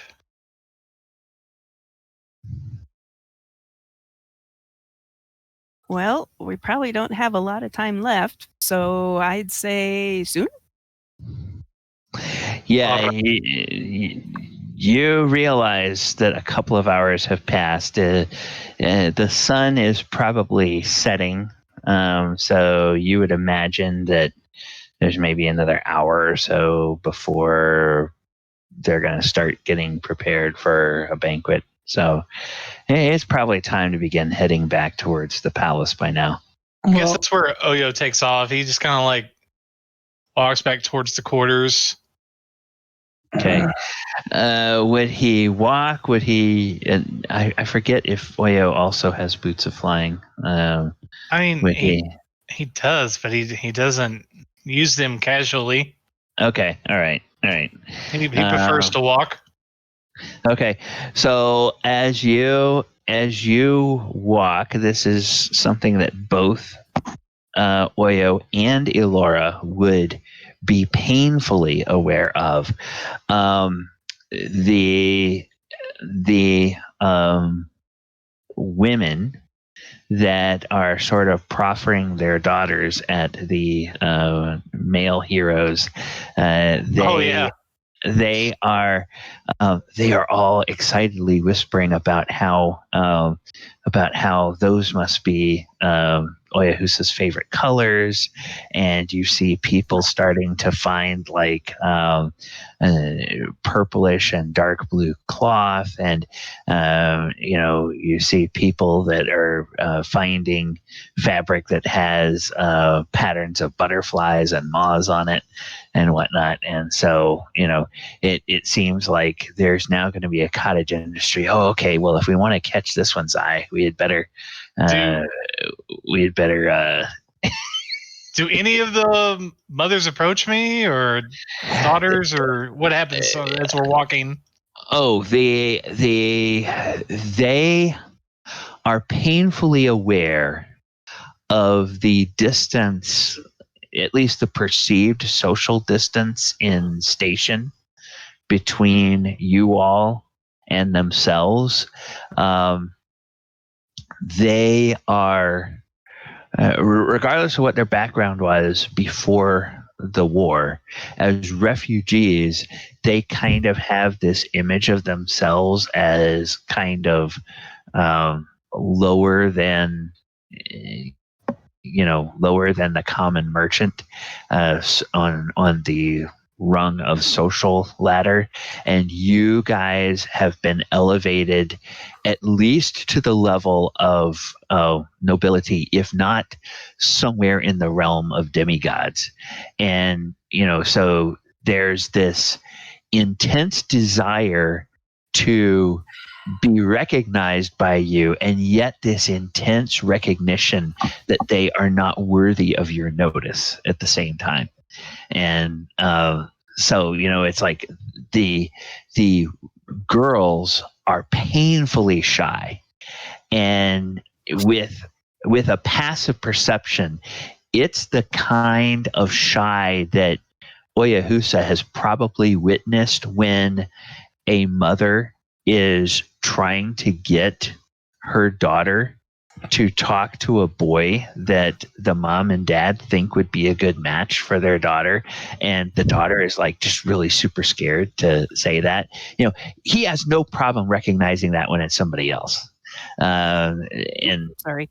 then he, it's like you may realize, oh crap, okay, now they're kind of really shy about approaching me. And it's girls of all different shapes and sizes. So, there's tall and skinny, short and petite, pleasingly plump, tall, athletic, all kinds of these, every imaginable shape of human female that you can imagine, and all sort of trying to do their best to look pleasant. As townsfolk and refugees, and some of them, merchants' daughters, but even the merchants' daughters feel like there's a huge gulf between themselves and you. I politely smile and wave, and I'm cordial, and I kind of wink at a couple of them, just for fun. Okay. Elora, I'm not even going to make you roll perception checks because it's so obvious. It's like when he smiles, or especially if he winks at one of the girls, it's like there's just like this little squeal. If Ivy has ever watched videos of like back in the 1960s when the Beatles came, and the way girls would just go absolutely crazy, and maybe for Ivy's generation, it might be closer to imagining. Well, you probably were a kid when he was really super big, but the way that teenagers used to act when Justin Bieber was sort of a don't even remind me. I just want to already puke.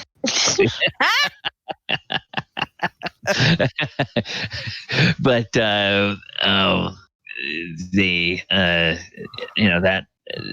that's sort of the way they are all responding if Oyohusa seems to do that, and girls who get winked at by him, all of their friends are like just fawning all over them, like, oh, you're so lucky, and all this kind of stuff and everything. So yeah, you're seeing this, and you can sort of sense from Oyo's body language that he's kind of having fun with it, but it would be up to Elora to determine whether she thinks he's serious about it or not, unless she wants to ask him at some point. But so they get ready to go off. Is it safe to say that everybody's going to start gradually making their way back towards the palace at this point? While they're distracted, Adamant is going to take that opportunity to kind of sneak off in his Okay. own way, and You are a large metal person in the middle of a bunch of fleshlings. You are not sneaking. Okay. he is going to go off. Well, I And will. So go ahead. Sorry. he is going to use fabricate 2 times. And what Okay. he's going to be doing is he's making one of those big cooking areas that you would see in a dwarven community camp. Okay. And he is going to do a dwarven forge where the carts and stuff are. Okay. And they will all be excitedly looking, and a bunch of people they will recognize. They will recognize that one is a big, what amounts to like a big cook stove, and people will come up and say, "Oh, my lord, what would you like us to prepare for you? What can we prepare for you? We will make your favorite foods. We will. It will be our honor to serve you." This is for you. I don't eat.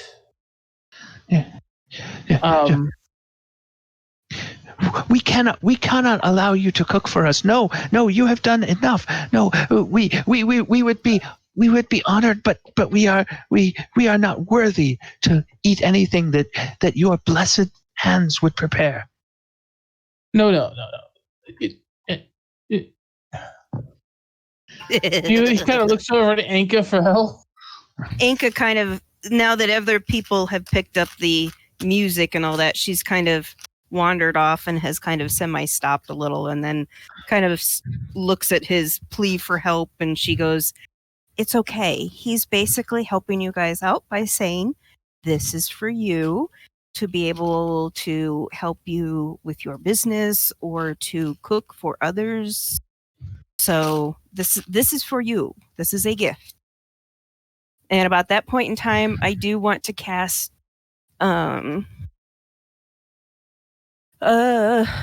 let's see here. Sorry, I was looking at something. It's either going to be greater invisibility or let me see. Can I take somebody in Dimension Door with me? Oh, yes, God bless you it. can. Sorry. And then at that point in time, she will grab a hold of him and will, from your current location. Okay. You can bring along objects as long as their weight doesn't exceed that you can carry. Also You can bring one another willing creature. Okay. Sorry. So I will basically at that point in time, she will just kind of step away, take a hold of Adamant, and go, "Please do carry on the celebration. We have other matters to attend to." And then we'll literally pull him through a dimension door. Okay. Let us back up a little bit from that. Okay. Before you get to that point, Enka.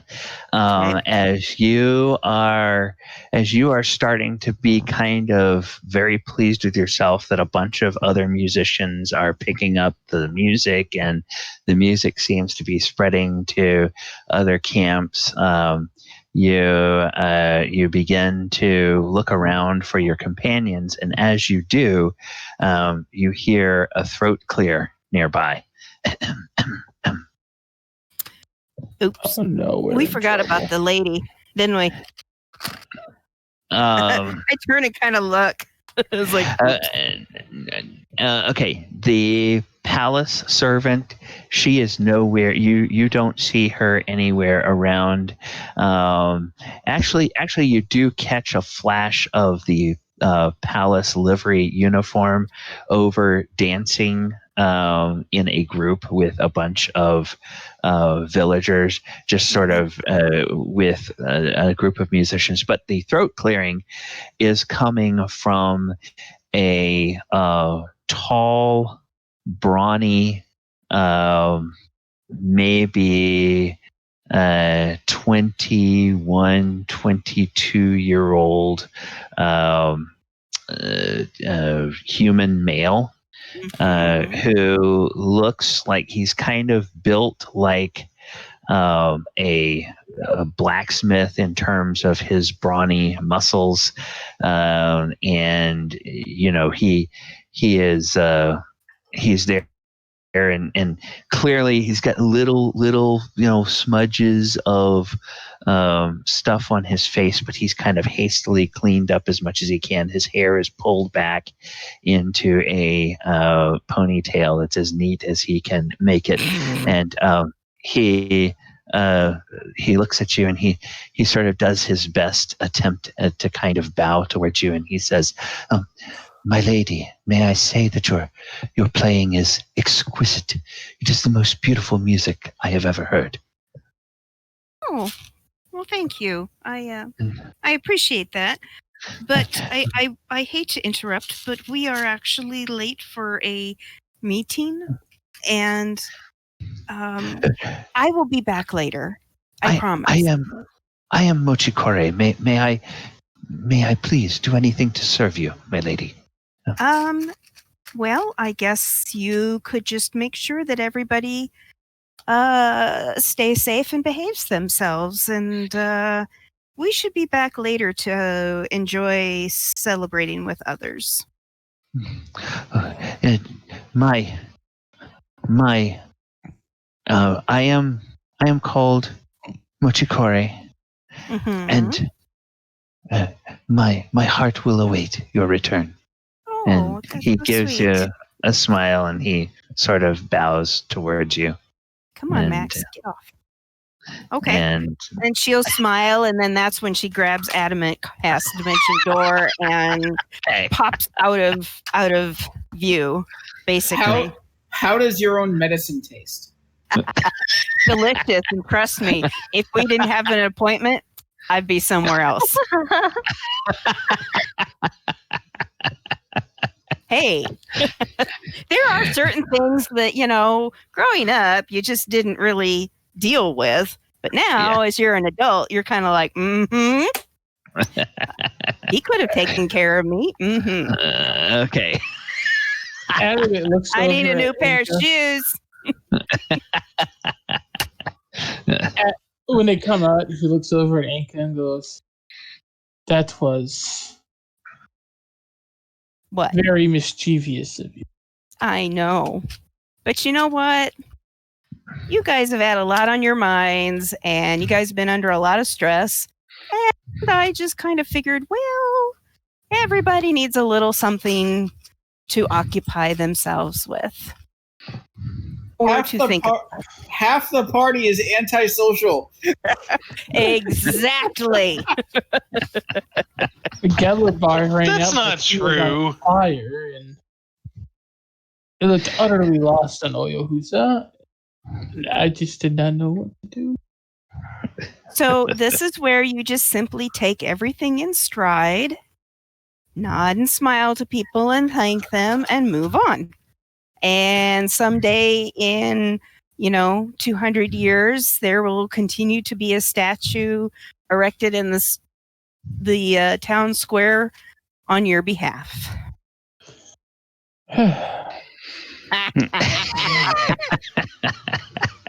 All right. No, and let's just hope that Moradin is okay with that. Well, whether she is or not, it's happened. Max. The party makes their way back by one method or another to the palace. As they're making their way back, Elora, do you, once Oyo kind of gets far enough away from the refugees that they're not still following him, or at least not following right on his heels, do you remain a moth the entire way back, or will you at some point turn back into Elora? Elora will turn back to her normal self whenever she doesn't hear anybody anymore. Whenever she doesn't see or hear anyone. So if there's even a slight hearance of them, she would not turn back. Okay, so I guess you guys get maybe within a quarter mile of the palace, and once it's clear that Oyo is sort of striding purposefully towards the palace, people will get the idea that, oh, he must be on important business for for the for Her Majesty, and so they kind of fall back and they don't keep following him. So you would have a chance for maybe that last couple of minutes as he's going up there to turn back into herself and talk to him if you wish. Yeah, she would turn back and hope that a few of them catch a glare of her changing back. So then they'll be more embarrassed just seeing Elora just basically sitting on Oyohusa and then just randomly shape-shifting back, and they're like, oh, there was a girl with him all along. Elora will turn to Oyohusa and just won't say anything but try and catch her breath since she hasn't had the chance to. Mm-hmm. Yeah, and Oyo, you were told that Elora was feeling extremely uncomfortable with all that attention, and now that she's turned back into herself, okay, well, maybe that was the case. Oh, yeah. Sorry. Have you thought about what you're going to wear to the banquet tonight? Elora looks at Oyohusa and looks down at herself. You already know what I'm going to wear. This beautiful dress. And she kind of like twirls around while she's walking and fluffs out. Well, wasn't sure. Perhaps you had something you were saving for a special occasion. Laura thinks, and she thinks about her closet and then counts on her fingers. Only 2 fingers go up. I have my nightwear and I have casual wear. Mm-hmm. And I have this. As Elora smiles a little bit and I'm dizzy. I think that I'll dress up for tonight's festivities. You dress up more than you normally do? Well, we did just save a kingdom, and I want to look my best for diplomatic and are reasons. now gods. No, just kidding. Sorry. But You you look fancy enough. Why would you need to get even more dolled up? I can do your makeup if you like. I know the princess was saying that she wanted highlights in her hair. No, that's all right. I can take care of what I need to myself, but I appreciate you asking. Elora, okay. Ms. Elora kind of looks away and then thinks about what else she can possibly ask him that she could possibly help with.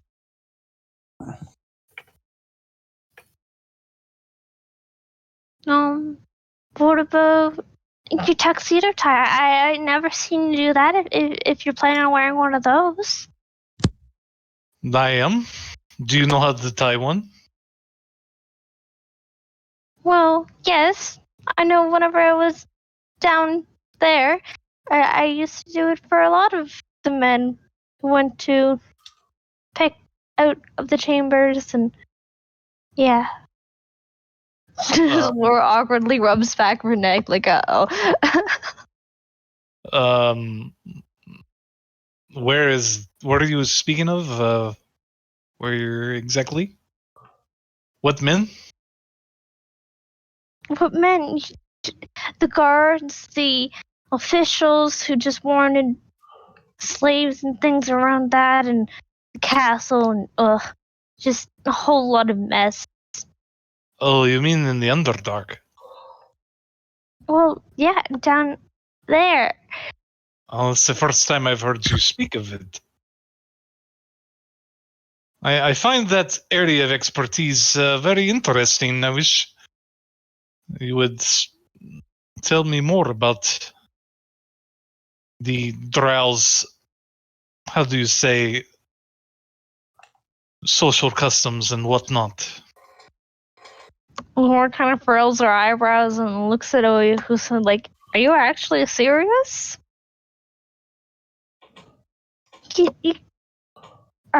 Are you sure? Yes, you never know. I might someday find myself in a situation where that type of information will be invaluable. Laura thinks for a moment and then starts talking Dragot, not deep speech, and see if you can understand that. Just out of nowhere. Just saying deep speech. Does Oyo speak deep speech? Nope. So he just has this really questionable look on his face.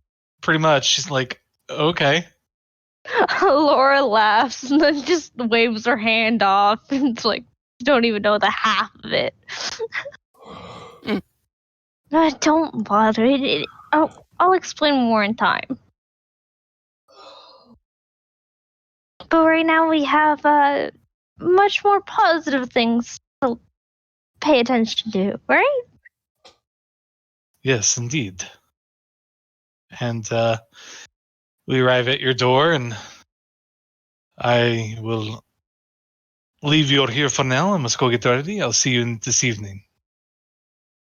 Laura looks at the door and then looks at Oyohusa, and she just doesn't say anything. She doesn't go reach for the door or even think about planning on going in. She just stands there. Oyohusa turns around and walks towards his door down the hall. Okay. Well, I guess I'll go see the princess to see if she wants those highlights in her hair.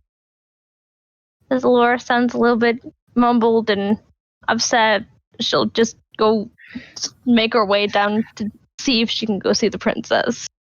Okay, what I'm going to say is you get about 4 steps down the hallway, and in front of you about 30 paces, there's a flash of light. A little silvery flash appears in the air, appears to open, and Enka and Adamant walk through. And Enka just goes... no, she doesn't go. She just looks at Adamant and says, "Oh, sure, I would if we didn't have to be somewhere." You catch that out of context. Well, by the way, after he saw that the rumors were just spreading too fast, Galibar would have been trying to get to the now like queen or whatever, like as soon as possible to give her a heads up. Okay, all right. So yeah, you're making your way back toward the castle, and are you going to fly all the way there, or are you going to? Yeah. Okay, all right. So as you come towards the palace, there are guards on the walls. They start looking at each other, and then they seem to recognize you, and a cheer goes up, and they wave at you. Hooray! As you fly over the walls and towards the palace. And somewhere down there, as you're there, you see that Oyohusa is getting close to the palace, and now Elora is by his side, and they appear to be talking as they get towards the gates. So, in other words, everybody is kind of back there about the same time. And so I think since we are getting ready to transition to people wanting to go and talk to Her Majesty, we will go ahead and use this opportunity to take our break. Yeah. And I'm going to put the timer on for about 10 minutes. It's about 4 till the top of the hour. We'll come back at about 5 or 6 after the hour, and we will resume our session. Everybody take a bio break, a chat. Thank you guys for hanging out with us. Hopefully you are enjoying this little celebration that they are having in Kamigawa, and we might see what the party get up to in a few minutes after we get done with the break.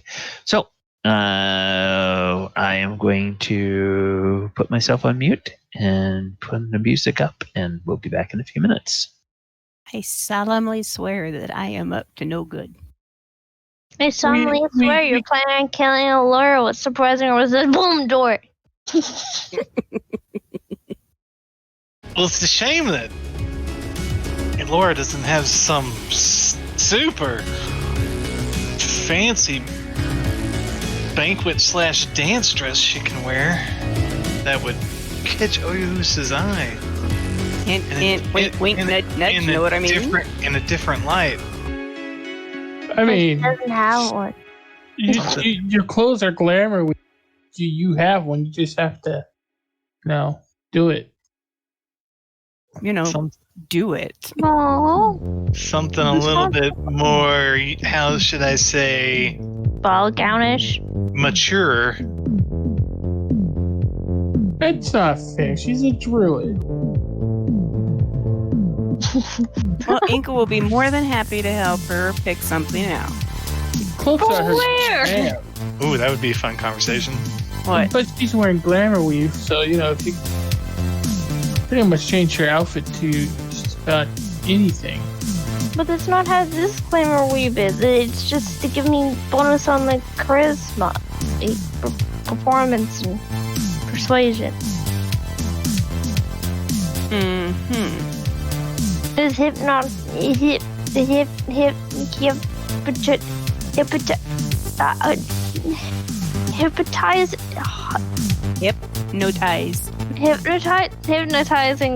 patterns kind of thingy that I imagine it, like a flow of yeah. Well, I do happen to know that there is a a princess who's been turned into a queen that has a couple of really nice outfits that I'm sure she would let you wear. So we're gonna break into the princess room? Maybe Jessica Rabbit style? I don't know. Jesus Christ. I think Adamant would even unscrew a few screws. No. If that were to happen. Anyway, I'll be back in a minute, guys. Oh my god. Come on, Pete, that was funny. You know it.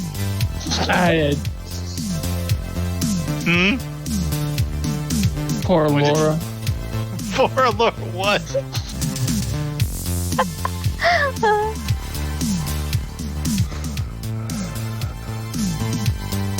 No, poor Laura. She constantly gets whatever the hell she wants. What? Apparently not. You just left her at her door. Well, yeah. She's feeling upset. Well, he didn't know that. She looked happy to him. No. What do you mean? She was having the pleasant conversation and... She looked distressed. Didn't I say that? No. Yes. No, you didn't. Yes. No, you did not. She looked back at the door, then looked at her Oyohusa, and then back and forth. She had no will to go into her room. Oh, well, he was just like, okay, well, she needs to get ready. So he was just...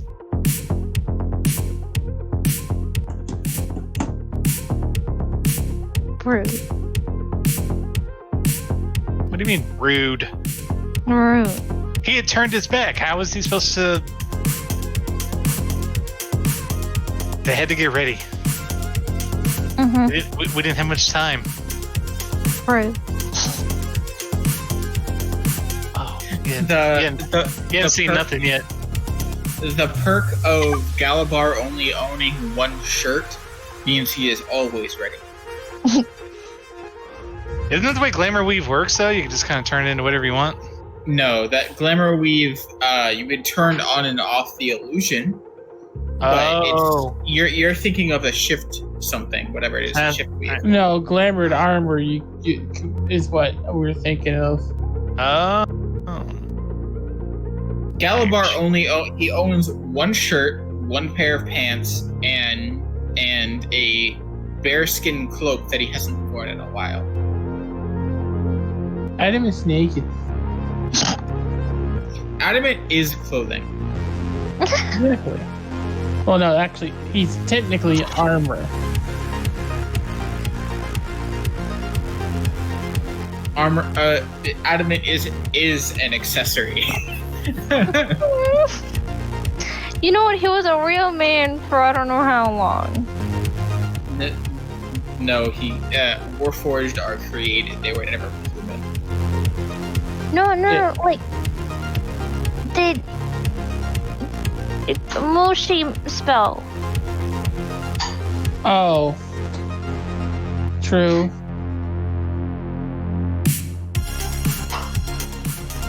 See, he was a real man for a moment.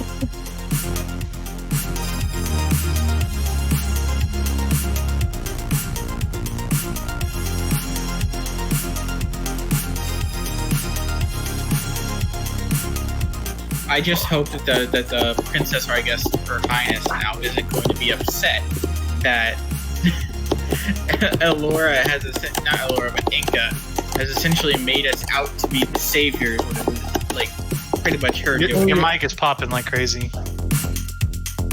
Yeah, like Elora would have said something, but at the same. Hello. No, he's having problems with his mic. He's reconnecting. I'm just waiting for him to be back. Make sure he is, so I don't have to repeat myself. I just hope that the princess is angry that Enka spread all of these rumors and apparently made us out to look like the saviors, when it was pretty much all of the princesses. Yeah, like Elora would have said something, but at the same time there were so many people there, and then they were so like loud and screaming and all that, so Elora was like, "Eat already," and then yeah, it was not so good.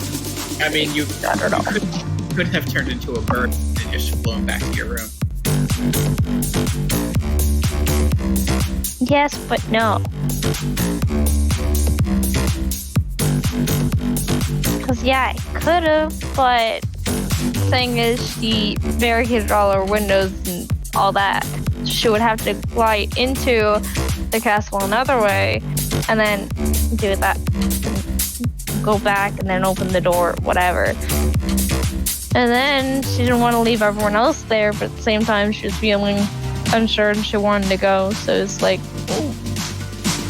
So get to a place high where no one else can touch her was her thought. As soon as people started swarming Galibar, he was out of there. I can't do that. He can just move through the crowds freely because they're not difficult terrain. Cast freedom of movement, you're okay, just stomp them over. He has a ring of freedom of movement. Just he's like, nah, I'm good. Nah, I'm good, bye. But step on your toe, well, that's not toe anymore, that's toe mush.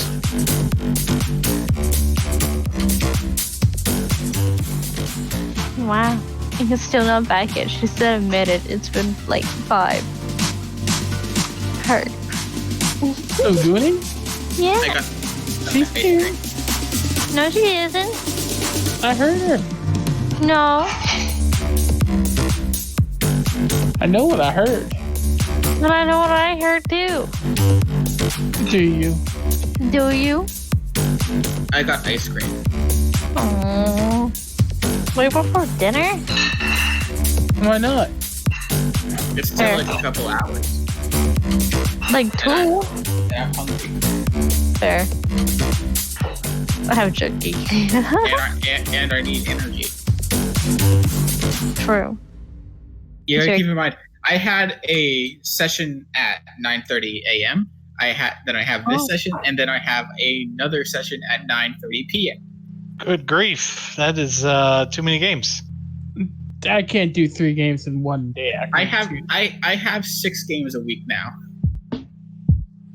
Why? Because it's like, because I like it. I mean, I have more.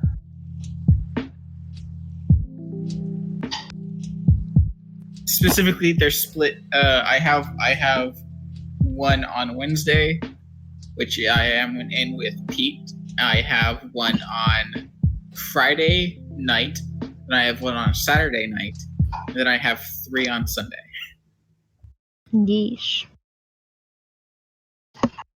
The one I'm in on Saturday, I'm not too sure of, but Me, I know I can always guarantee 1 day off a week. The second day off, I might be trying to schedule for an actual date, but that relies on notice from someone else. Ken. But, yeah. What? But no. As far as I know, I only have 1 guaranteed day off that I have booked right now, but that could possibly change, and I could possibly pick up another game, but I don't know at the end of the day.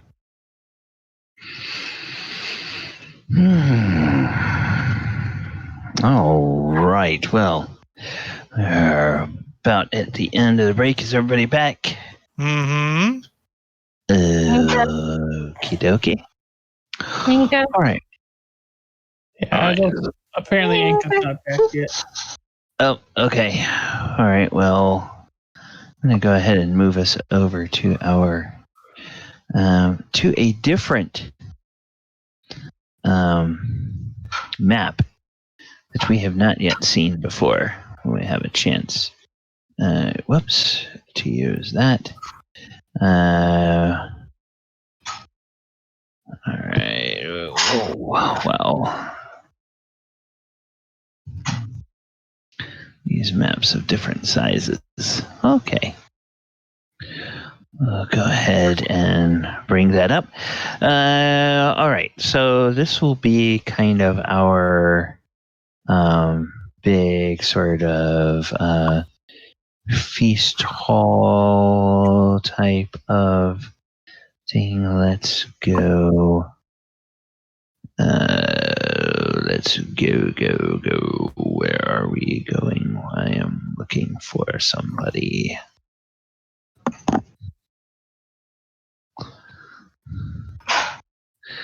Oh, bother.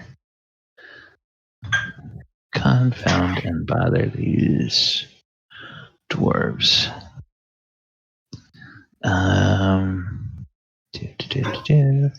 There we go. Did you ever wonder what would happen if Yogi the Bear started hanging out?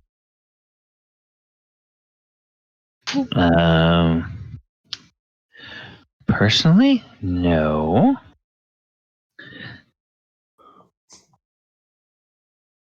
Think that would cause a food shortage?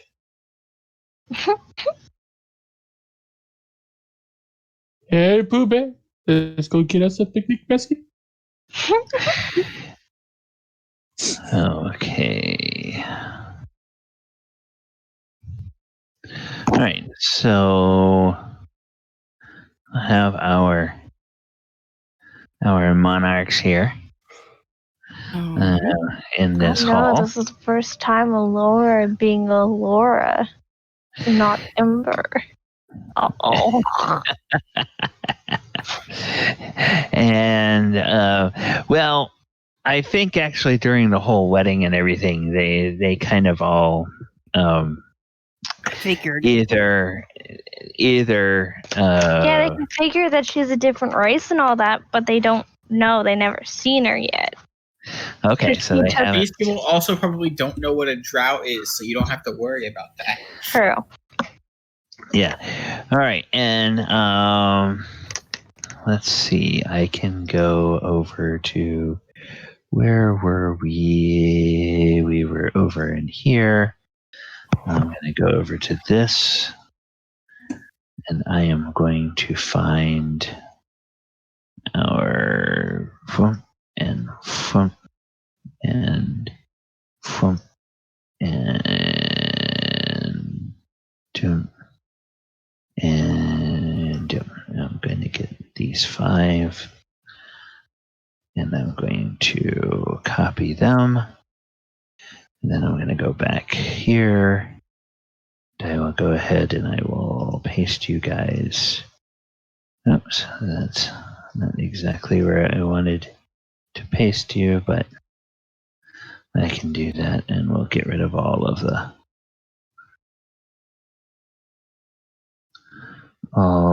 the effects on everyone.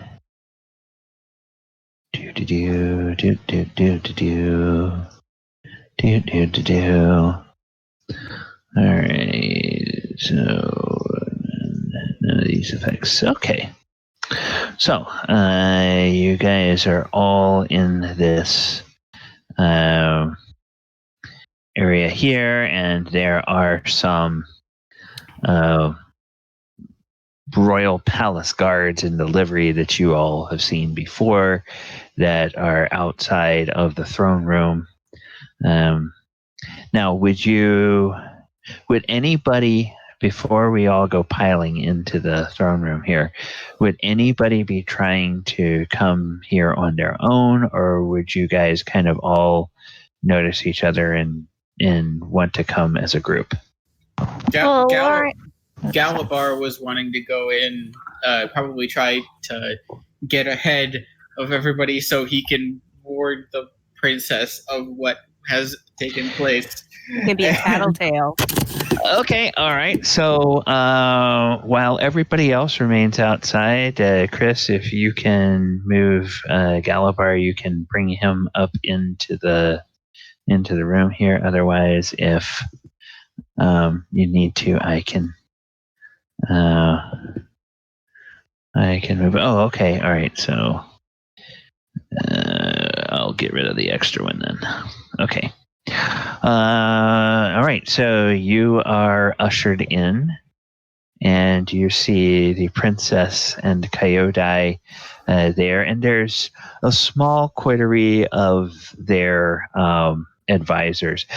Oyo, I think Galibar was going on his own. So, all right. So there's a small group of advisors around them, sort of giving them possibly reports or whatnot. And as you come in, the princess and Coyote, they look up to you and they smile and they say, "Oh, honored friend Galibar's son. You honor us with your presence. How may we serve you?" Who's saying this? The princess and Coyote are saying this. Okay.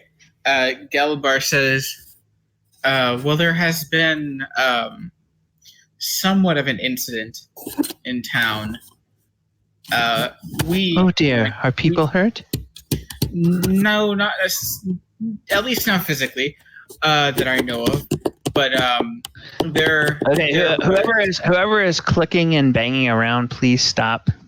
It's his microphone. There's something funky with it. Oh, okay.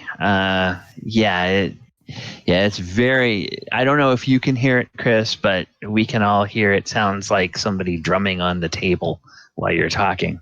It's very distracting. Okay. Go ahead and try again. Galibar says, we went out to explore the town to see if anybody needed help. And when we got to the refugees, we saw that they were in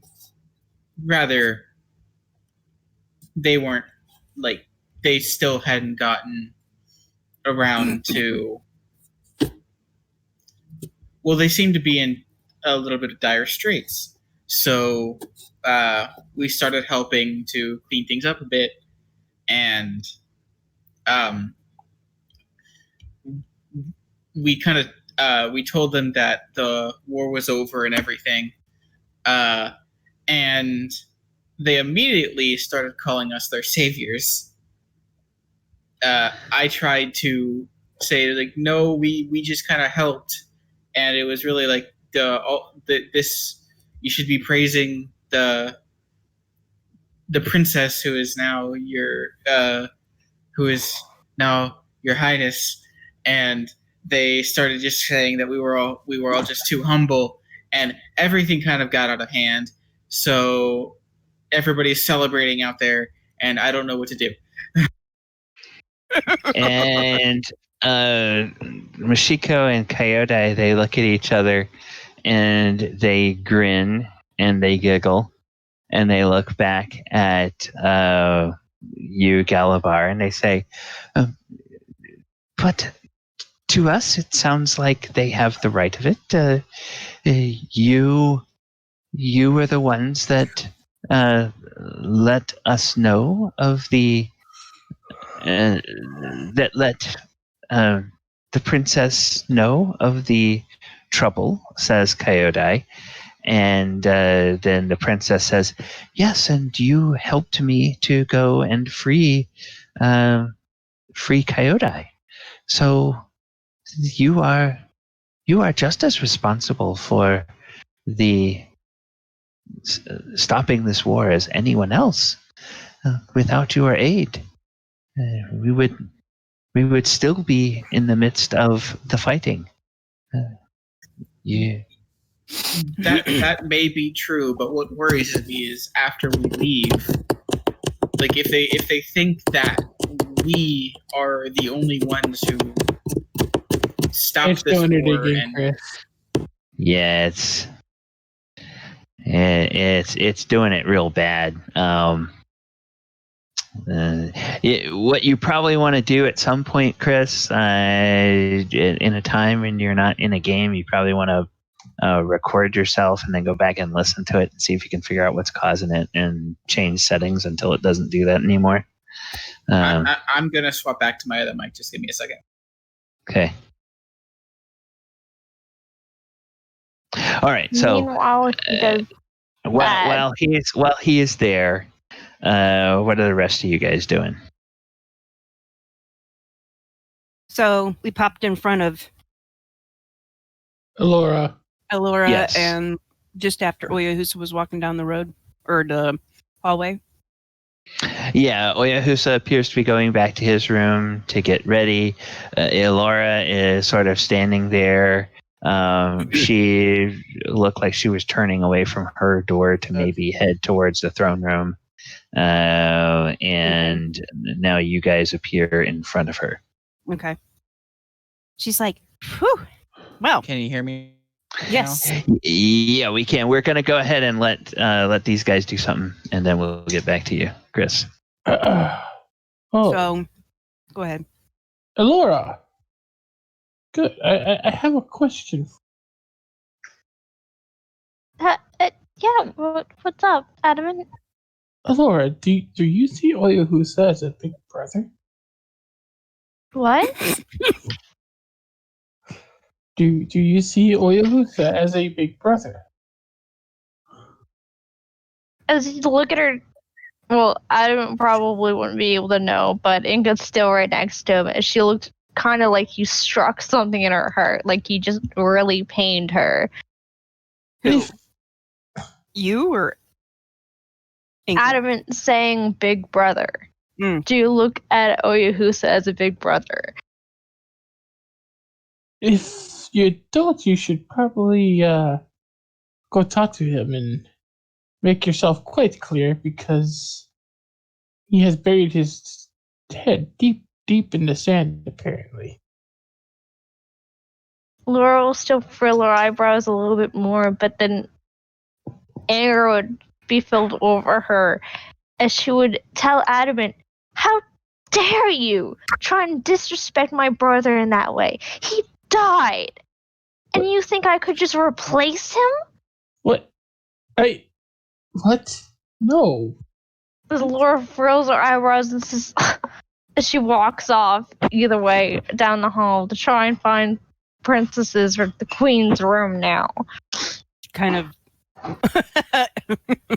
Enka kind of looks at Adamant like, yikes. And Oyohusa was still in the hallway too, right? At that time? Because I know he was heading back to his room, which was just two doors down from... I'm not sure what's going on at the moment. Gally?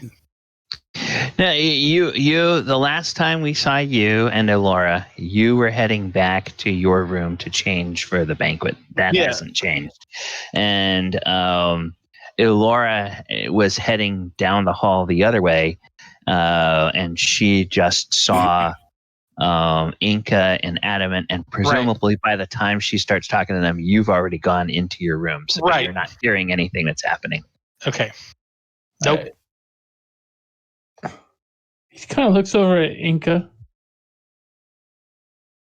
Probably not the best way to go about that. Let me. I'll talk to her later. She misunderstood you. She doesn't quite understand what you were trying to ask. It's okay. I understand. I will go talk to her, and I understand where you're coming from because I have had that very discussion with her before. I'm gonna go find Galibar. Galibar understands. That would be a good idea. So let's go ahead and switch back to the throne room real quick. Now that Galibar is back there, and Galibar, you'll have a few minutes to talk with Her Highness and Her Highness before the rest of the Keystone cops arrive. So funny. Excuse me. Galibar is saying, I know we did things, but what I'm worried about is if your people don't understand that you still played a big part in this, they might not respect you enough to follow you. They might think that we are the reason and they should respect us more. That's what I'm worried about. And the princess looks at you, and there's a bit of an inscrutable look that comes across her face for a moment, and then she smiles and she nods and she says, you are a powerful warrior. Anyone who just looks at you can tell that. And yet, I am sure that there are times that you have had to prove to those who thought they could best you that you are a powerful warrior. Is this not true? All the time. It is the same. I have seen and I learned as a girl at my father's knee. I learned from him. I learned from the histories, the lessons that my teachers and schoolmasters taught me, and I learned from watching the interplay of my father on the throne with leaders of other cultures and other people in our city. Every ruler must earn the respect of their followers. I would no more expect my followers to fall all over themselves and think me a great queen simply because I am my father's daughter, or simply because I am the one who sits in the palace. I fully expect to have to earn the loyalty, the respect, and the love, I hope, of my people. And that will be something I will have to do every day that I am on the throne. So I know that this will be a difficult task, and a task that is made even more difficult once the full truth about my father's involvement in the in the war is exposed.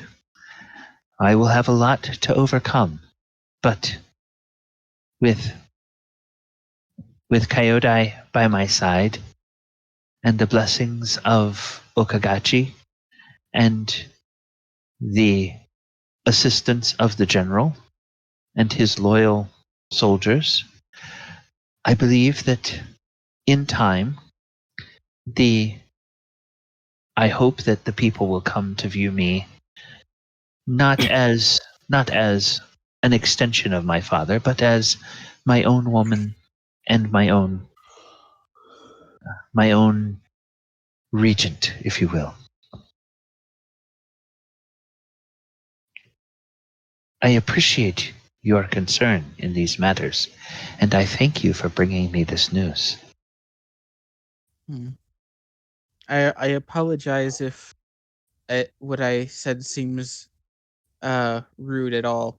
My people, my people are usually in tribes, and generally the person who rules is the person who is seen as the strongest, or seen or proves he is the strongest in some way. It's usually strength or based on power, not necessarily respect or trust or anything like that. I'm not quite used to this kind of rule, so I apologize if I made any assumptions. And this time, Kyodai looks at you, and she smiles, and she turns and she looks at the princess, and they nod to each other. And then Kyodai says, "And Galibar, we would not have you behave any other way. This is your authentic self. You must always speak truth, even in the face of power. For it is those who hold the most power who need to always hear the truth as others understand it." And the counselor, or the council members that are around, they all kind of nod sagely, and they say, you do not do us any disrespect by saying what is in your heart. We appreciate your concern, and we thank you. Well, I don't really know what to say now, so I guess I'll leave you guys to what you were doing, and I'll see you guys at the banquet. Oh yes, please. We hope that you will. It is a banquet in your honor, and also to honor and welcome back the general into the service of the palace, and to thank those who have loyally served in the palace during this troubling war. And it will be a working banquet where we will begin to discuss the recovery of Eiganjo City and the rest of Kamigawa. And we hope that we may hear from you and your companions in terms of what else needs to be done in our world. For you have traveled farther than most of us have during these last few weeks. Okay. Good news. Galibar just does a little bow and then just turns around to leave because he has no idea. He has said what he needed to say and does not know what to say next. Okay. As Galibar is turning to head out of the throne room, then you will see that some of the other party members are starting to arrive. So I guess Oyo, after he changed, he was sort of making his, well, probably the first person to actually get here unless Enka and Adamant came with her. The next person to probably get here would be Elora. So Elora, you as you reach the edge of the throne room, the servants, they bow to you and they begin to open the doors, and you see the inner doors are open, and you see that Galibar is starting to walk out of the throne room, and at the far end, the north side of the room, you see the queen and her consort and a knot of advisors. The general is over there. I should probably get him and put him on the board as well. So you can go in and talk to them if you wish, or you can talk to Galibar as he's coming out.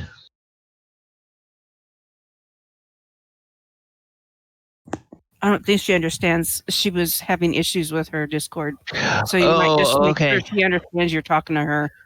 Oh, What? okay. I'm sorry. Yeah, okay. I'm sorry. Yeah, I heard something beeping. I didn't know. Okay. Yeah, you are the next person to arrive at a throne room. Ivy, Elora is the next person, and as you arrive, Galibar is walking out. So you can either talk to Galibar, or you can go in and talk to the princess or the queen and her consort.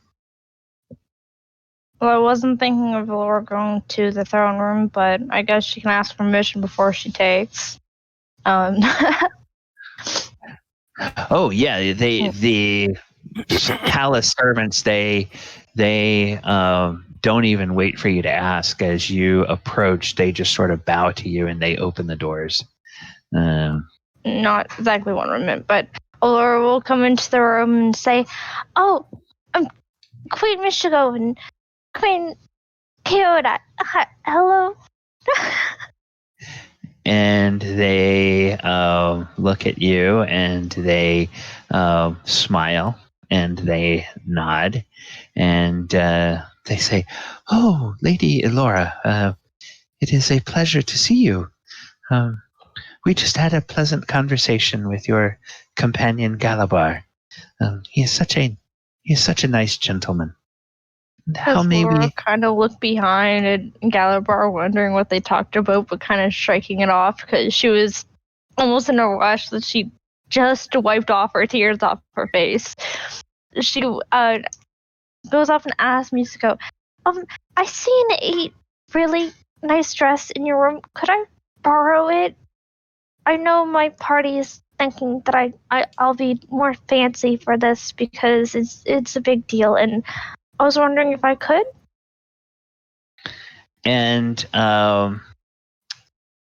the princess, now Queen Michiko, she looks at you and she says, "My lady, our world owes you and your companion so much. It would be an honor to not only let you wear it, but to make a gift of it for you."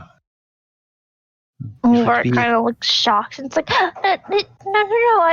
I don't need to keep it. It is yours. It's probably high fabric and all that, so it wouldn't be right. It was much of a blessing to sit there and watch you guys get reunited and to be able to throw the flowers. And Coyote says, "And yes, the flowers that you grew in the temple are in the shrine are beautiful. We have had some of our druids begin to study them and see if they cannot be cultivated, and there will always be a spot in the palace gardens where those flowers grow, and it will be in honor of our friend and savior, the Lady Elora." Elora looks a little bit ashamed as you say that, as she rubs a little bit of the back of her neck next to her ear. And about that, yeah, my room, I kind of went a little overboard. and they look at each other and they both giggle. And they're like, "Oh, do not think that it was too much. Our hearts burst with love for each other, and the beauty of those flowers only serves to remind us of how precious our union is." And they reach out and they take each other's hands and they just sort of gaze at each other a little bit, and then they turn back and smile at you. That makes Elora a little bit more happier, but then she says, "Well, I best be off then, but if you do want your hair dyed, I'll perfectly do it. No worries." And Princess, or the queen, she puts her hands over her mouth and she says, "Oh, my lady, I almost forgot." And then she turns excitedly to Coyote. Have you ever seen such lovely hair as Elora has? This morning before we met, I was telling her that I might like to have some highlights in my hair." And Coyote looks at her and grins and looks back at you and says, "Oh, yes, Elora, and you must help me get some of the highlights in my hair too. We will have mirrored hairstyles. I will put a streak of the platinum on the left, and my wife," she turns and looks at Michiko, and Michiko says, Yes, my wife, I will put a streak on the right, and we will be mirror images of each other." And then they start to titter a little bit, and Laura starts chuckling now too, because her whole hair is that white color that they were talking about earlier. yeah, and so they say, and it is so nice now to see you in your this must be your natural form, as opposed to the guise that you were in when we met this morning with the general. Yes, Moshi does a wonderful job on this disguise. It made me feel normal, but as well as people make me feel normal here too. A little bit more than what I'm used to.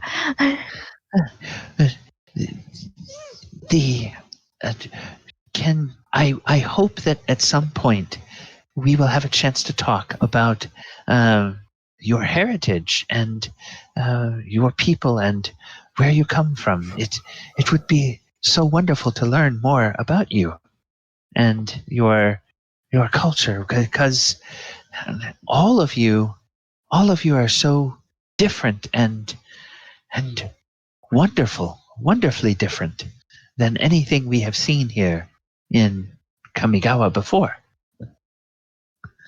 We would know all that we can about your backgrounds.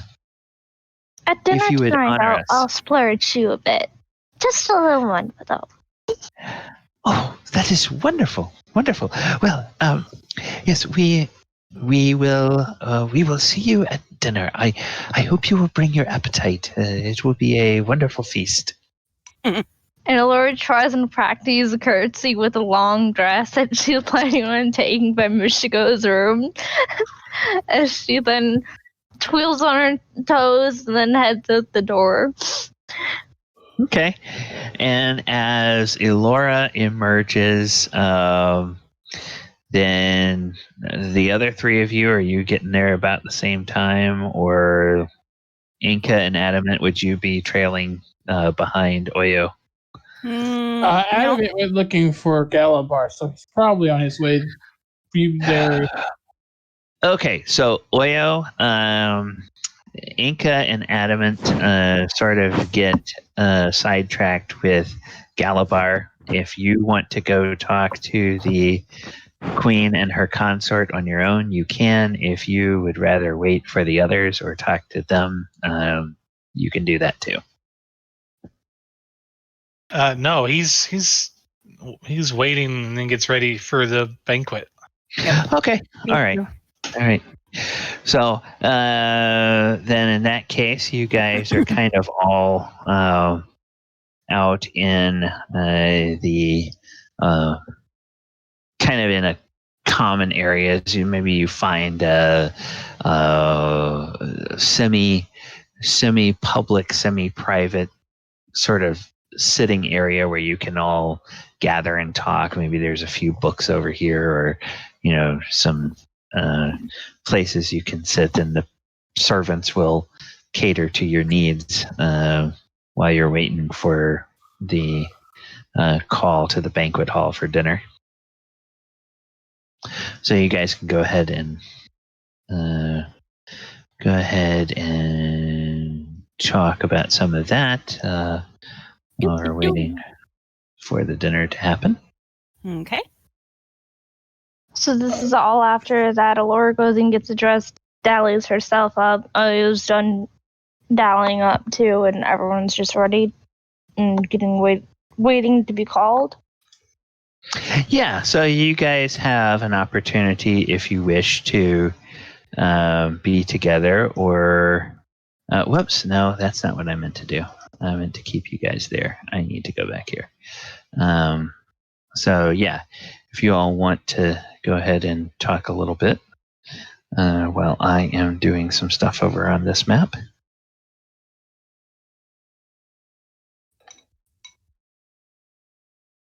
That's your cue to... Sorry. I was busy looking at something. So yeah, she looks at Adamant and goes, it's probably best at this point for you to go get anything cleaned up, especially since Elora decided to smear mud on you. So Kind of looks down. this would be a great way of having those servants help you out so that you can get clean. Yes. And be ready for the ball tonight. Or not the ball, but be ready for the meal tonight. You're yes.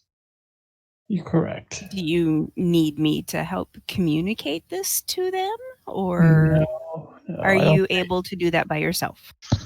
I am pretty sure I can do that. At least. Okay. All I can think is clean me, peasants. Clean me, peasants.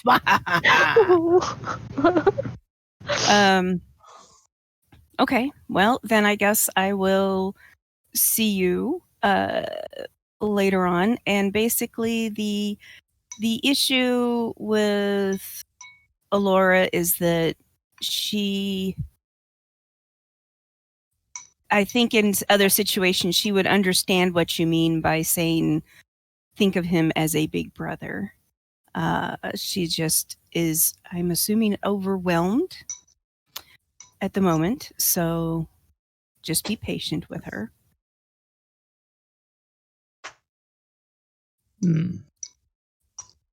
Yes. Okay.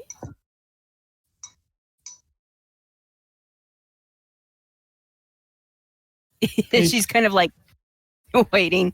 Huh? I can do patient, yes. I'm sure you can. So we shall I shall see you later then, I guess. Bye. And she turns and heads off down the street or down the hallway. And goes and gets on her fancy clothes.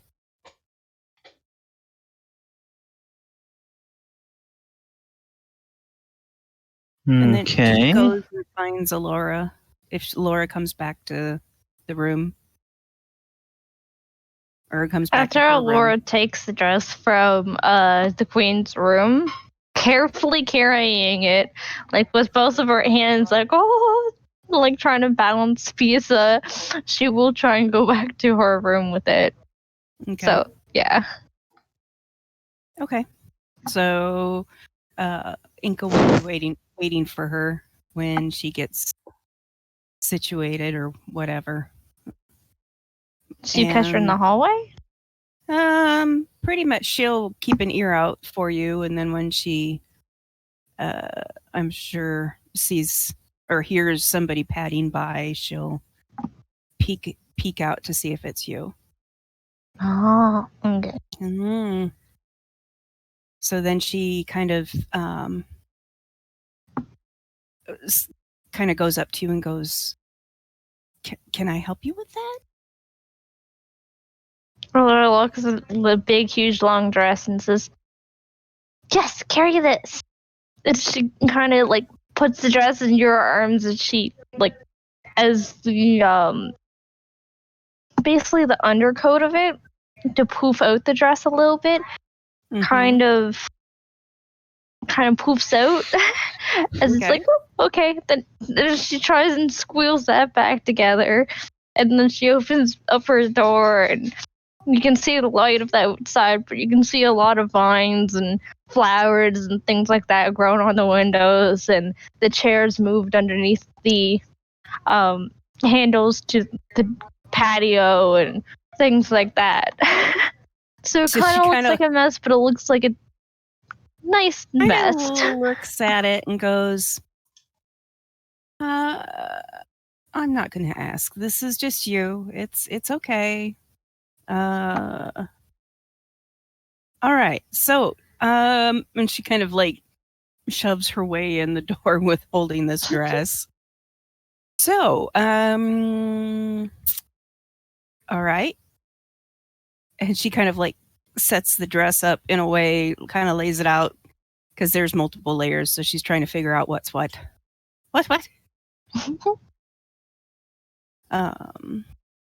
Are you wanting to do anything other than just get into this or clean up or? Well, I'm planning on cleaning up. I'm planning on getting on into this because apparently this isn't good enough. And she looks down at her dress and huffs. It's like, it's really nice. It's a token that Galibar gave me. How can I not like it? Oh, it looks lovely. It's, well, let's just see what you look like in this, and we can go forward from there.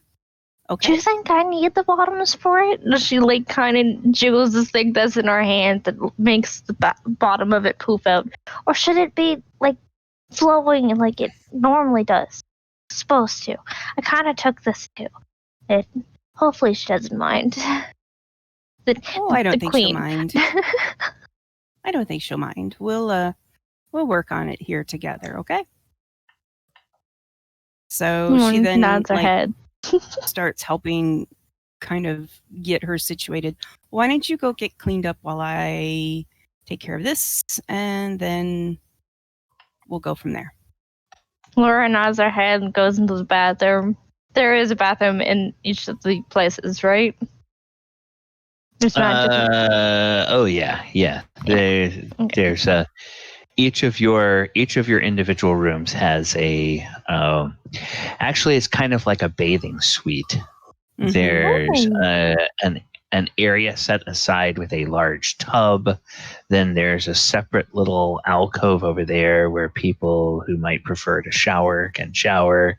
And then there's a little boudoir that you can sort of close off for privacy when you need to. You need to use the privy. So it's kind of, even that is as large as probably that area with the bathing is as large as the entire room that you guys had, each of you had at the dormitory. Okay. When you're at the nice. Okay. Laura will fill the bathtub, and then she'll put a few things of cherry blossom sticks inside the bath, so it makes an aroma of the cherry blossoms. Okay. So then I will, while she's doing that, I'm going to poke my head out the door and see if I can't find a servant, and give this servant some instructions on looking for a couple of other items, and goes from there. So most of it is like jewelry, hair sticks for the hairstyle, that kind of thing. Okay. Yes. A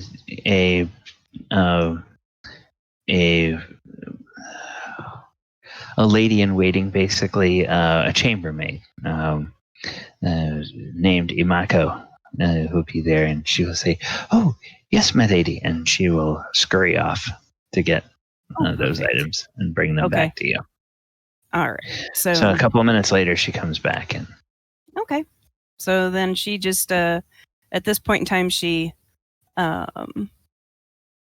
basically sets those aside and then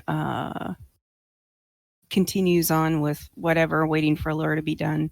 And then once Elora's done, she'll work to get her hair done up and everything.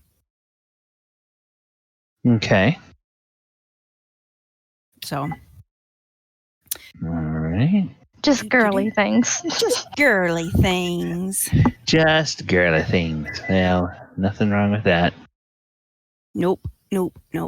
And basically at the end of it, she'll have her dressed up in the traditional oriental gown and have her hair all done up in pretty swirls and curls and then with the appropriate jewelry and makeup, basically. Okay. Can I still carry the dagger in my boot? Yes, you can still carry the dagger in your boot. Nobody's going to In know my it's wand? there. Say what? In my wand? Wouldn't see why not, as long as it fits in your boot. Well, like, she reaches down to her boot and she pulls out, like, a wand. She pulls out, like, a little dagger. She pulls out, like, another pack of seeds. These are tropical seeds. They only like the heat, so I need to keep them close. And then, and then Elora looks down at her feet and it's like, I think I need some shoes, too. Think. Yeah. Okay. Well, honestly, the I don't know if the shoes would be beneficial for you to walk around in. So, they have a little bit of a different shoe, and besides, they usually walk around in these socks. And she kind of holds up these weird-looking socks with the big toe divided up. Elora kind of looks at it and snuffs her nose, and then she just puts everything back in her boots that she was wearing. She's like, besides, nobody's going to see it under all those layers of gowns, because there's usually like 3 or 4. And Elora then starts peeling at like the edge of the dress next to her feet, and then starts counting them. Yeah, a lot. A lot. Yeah, a lot. So, okay then. Shall we? Elora then puts out her hand for Enka to grab with her arm. Yep. It's like Okay. continue down the hallway. Then Elora turns to Enka and says, do you think that Adamant's upset at me? I know I kind of lost my temper. I think he was asking a different question than what you think he was asking. So I don't think he's mad. I just think maybe when you guys get a chance to talk, and that way settle this amongst the two of you. It's nothing major. I just think he was asking that he's been probably watching you and Oyohusa and maybe talking to him, and possibly he got the same impression that I did, was that you guys, you kind of act like brother and sister sometimes, but he wanted to know more about how you felt. Did you feel like he was more like a protective big brother for you or to you than anything else? And she kind of looks at her, kind of like wiggles her eyebrows a little bit, like trying to allude to something else. Laura kind of frills her eyebrows and squints her eyes and says, well, he is protective of me, but with his actions earlier, he just left me by my door. He doesn't care. Yes, he does. He's just distracted.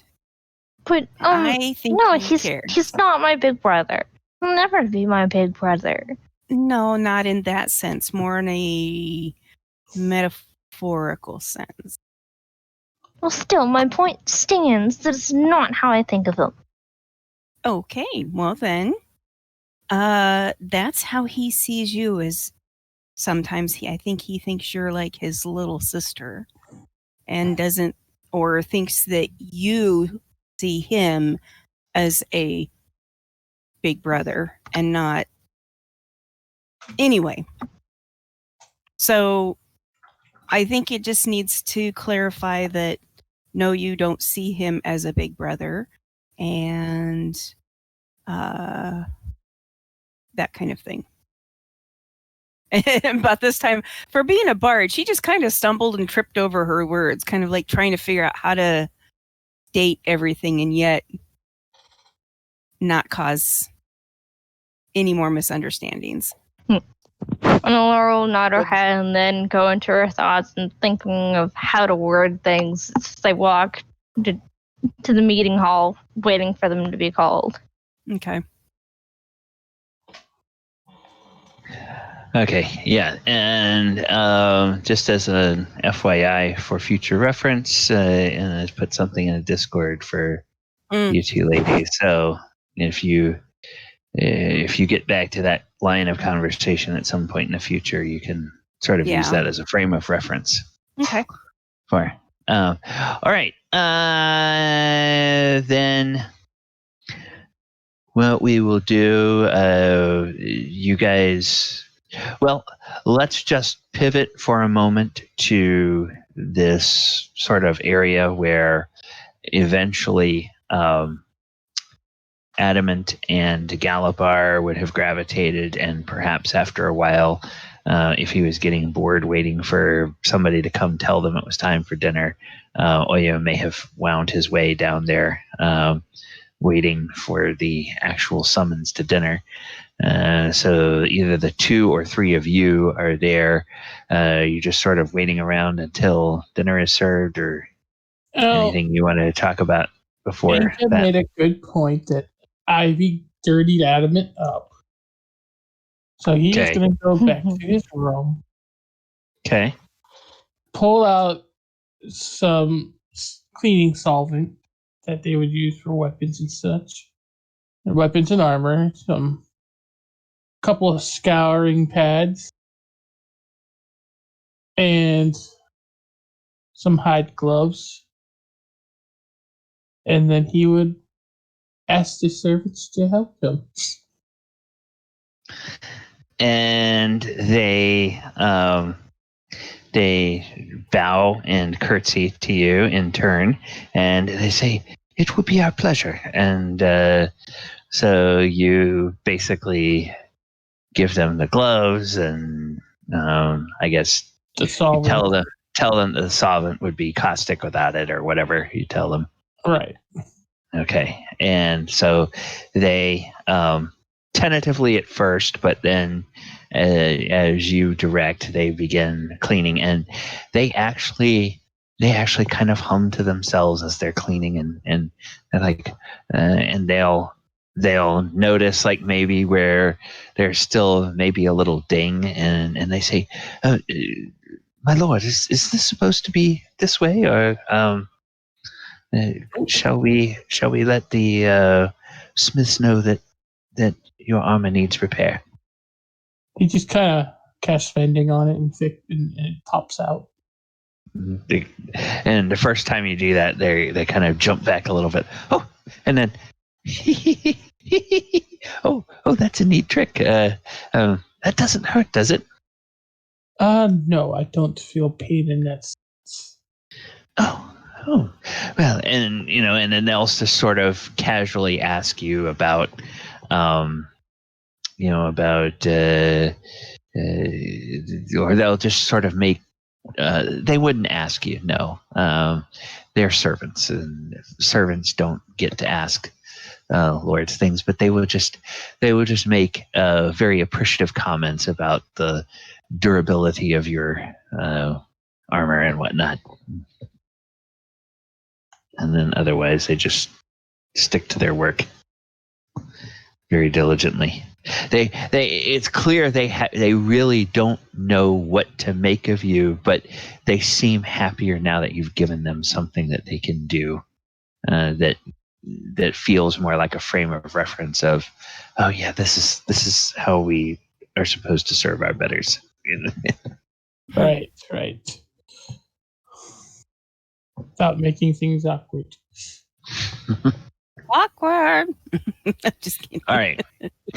So, with that, we will just go ahead and advance unless somebody has any objection. We will go ahead and advance to the banquet.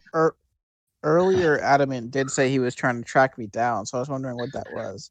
Oh, okay. No, he was going to Galibar because Galibar does understand him, but then Elora pointed out that you need, so he's good to get cleaned up. Yeah, he was going to find you, but then he got diverted by Elora.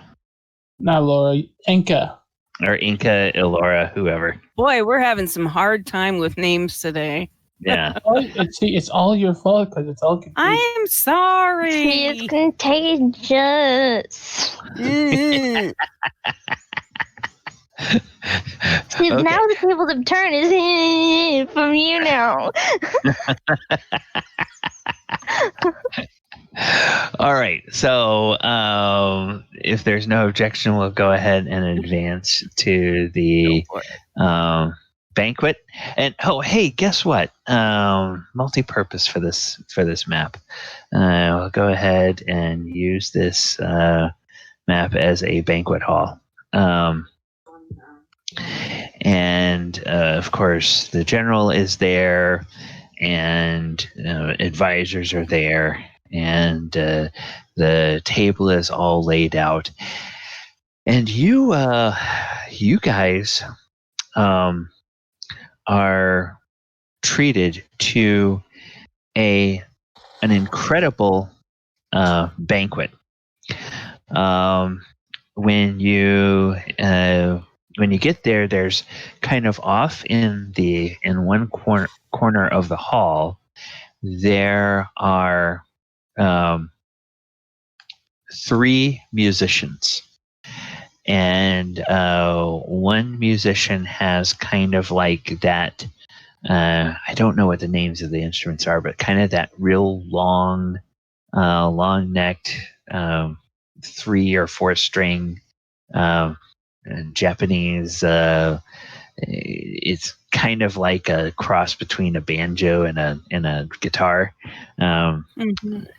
And then somebody has an instrument that's played with a bow, a stringed instrument that's played with a bow, and then somebody else has like a little percussion instrument that seems to be made of tuned metal plates that, and then a couple of little gourds that have a skin stretched over them.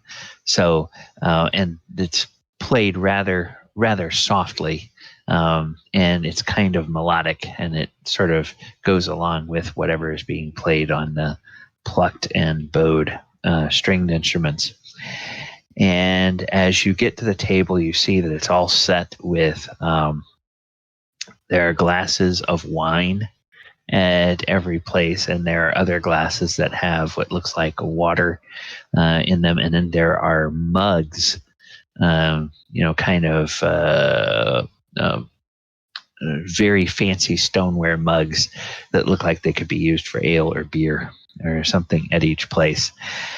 And there is, at several points on the table, there are platters that have little finger foods. So there's some nuts and some fresh fruit, and some little prepared items like cheeses that are on crackers with little toppings on them.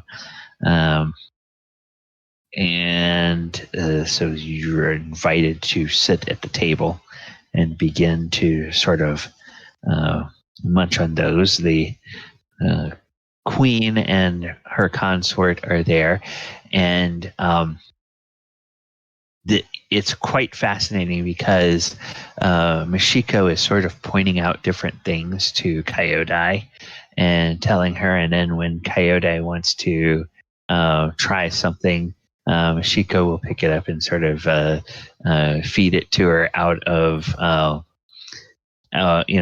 her fingers when it's the finger food type of stuff.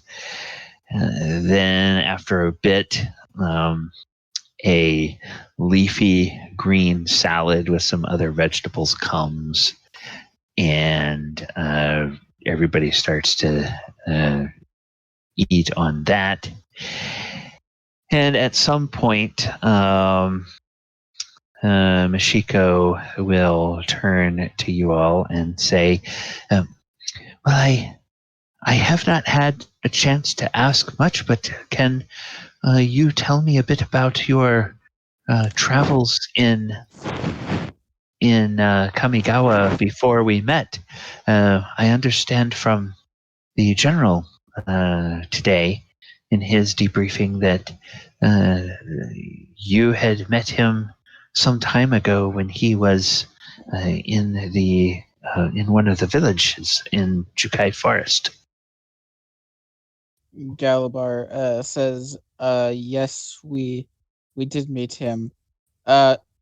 We have probably been in this world for maybe like a week or two. We appeared in this world at one of the Aki strongholds, where it was in the middle of an attack of sorts, as war is. So we helped defend it.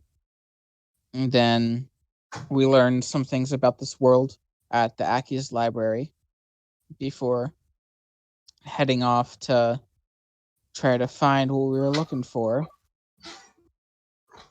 We came across a few villages along the way.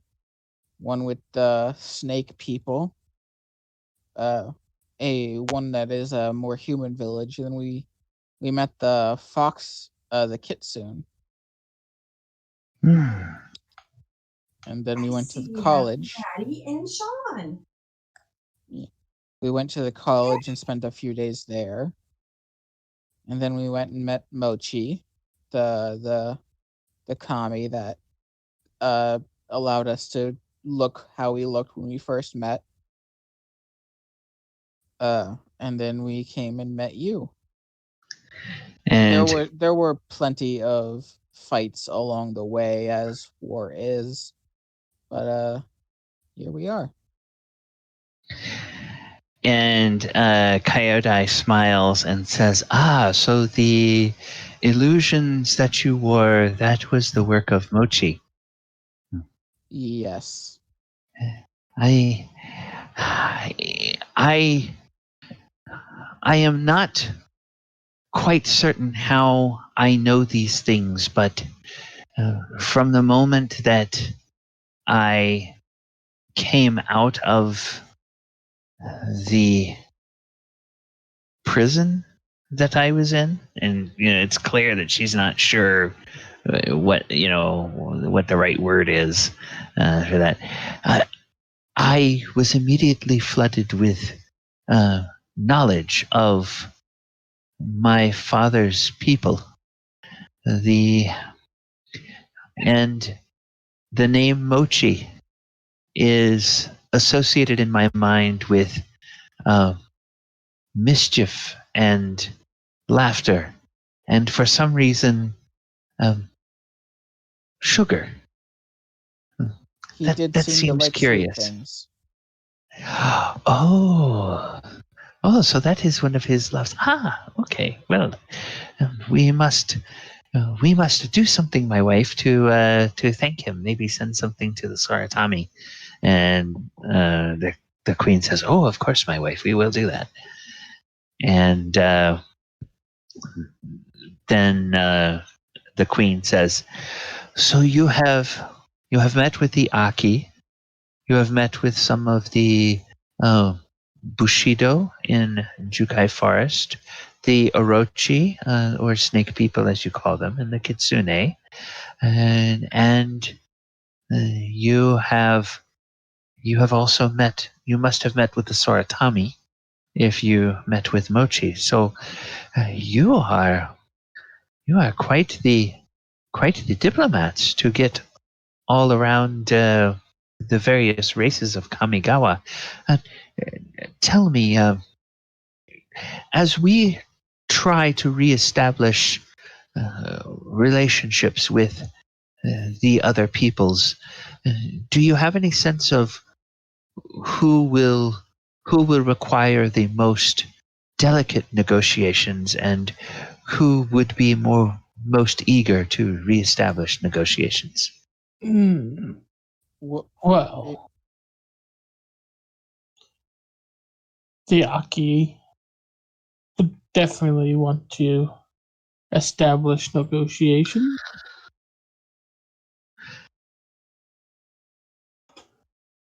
The most And the difficult queen.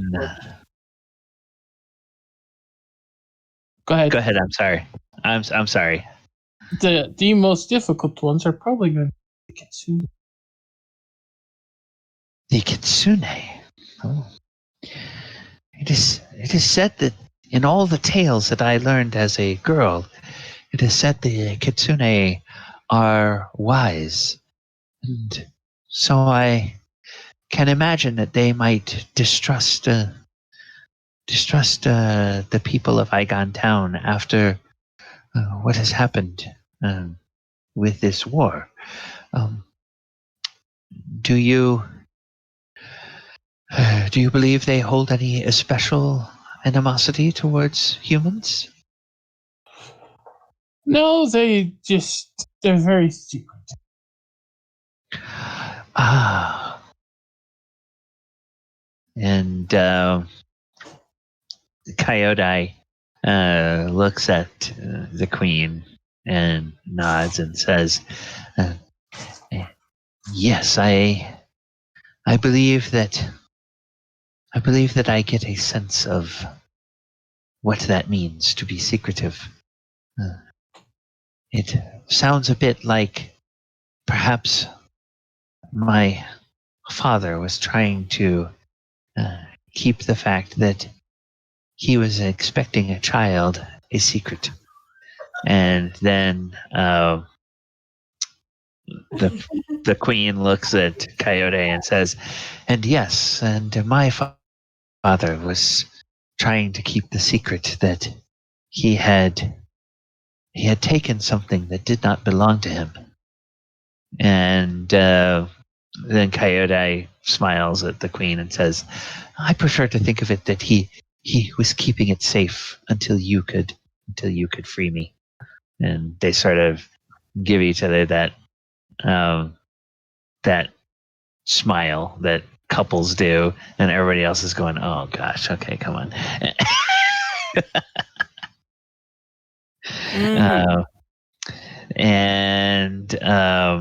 Yeah, but I mean, it's clearly this is a very unusual situation. Probably for most of you, it's a new marriage and still literally the first day of being in love with somebody new for these two.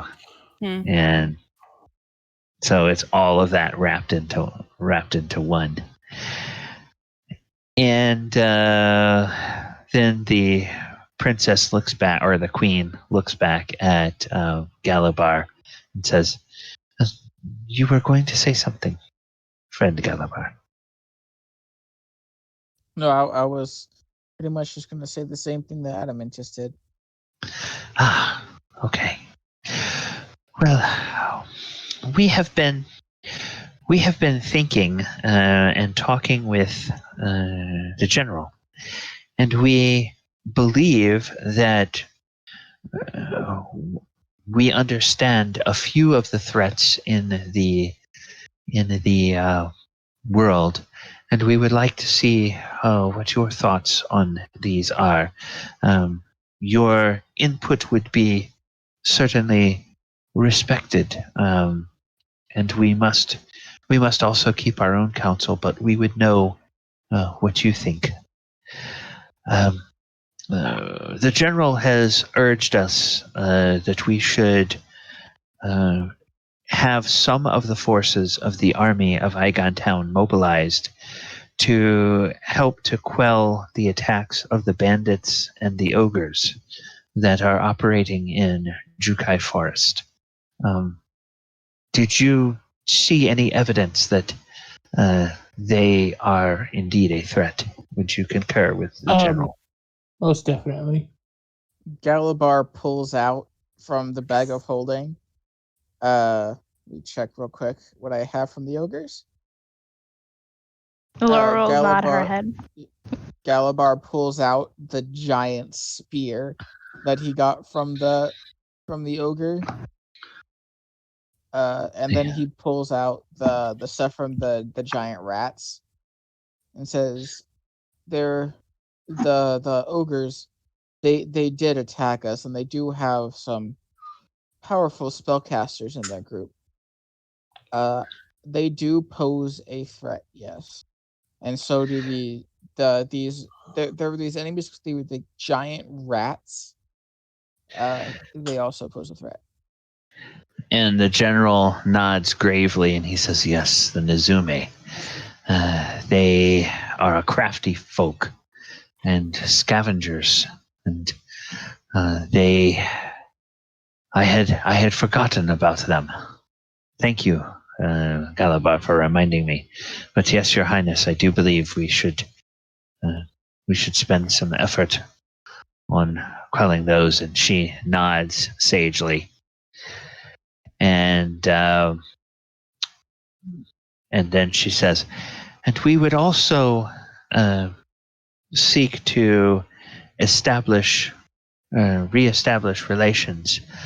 We were thinking of sending envoys to the Minamo Academy so that we can speak with the Soratami, and the Aki and the Orochi, and we were also going to send envoys to the Kitsune, although based on your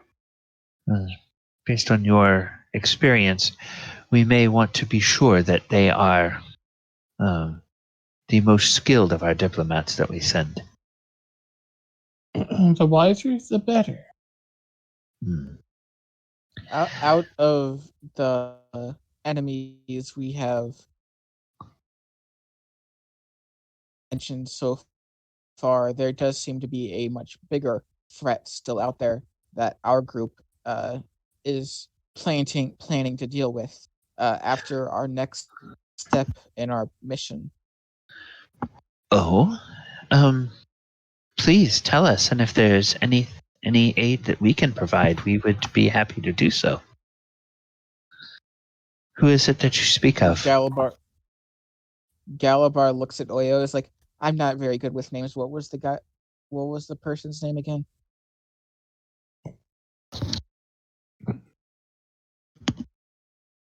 Oyo. Who you talk? Hello? The one in the swamps. Yeah, I turn to Oyo and say, "I'm not very good with names." Yeah, what was his name again? Are you referring to Hidetsuge? Dad, yes. Yeah, that one. Him. And everybody give me... okay, I'm not going to ask... Oyo and Adamant, but everybody else give me a perception check when he says Hidetsugu. Wow, Galibar finally sees something.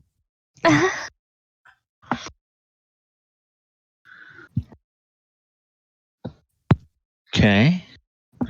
All right. So yes. Well, Galibar, Elora, basically everybody except Enka this time.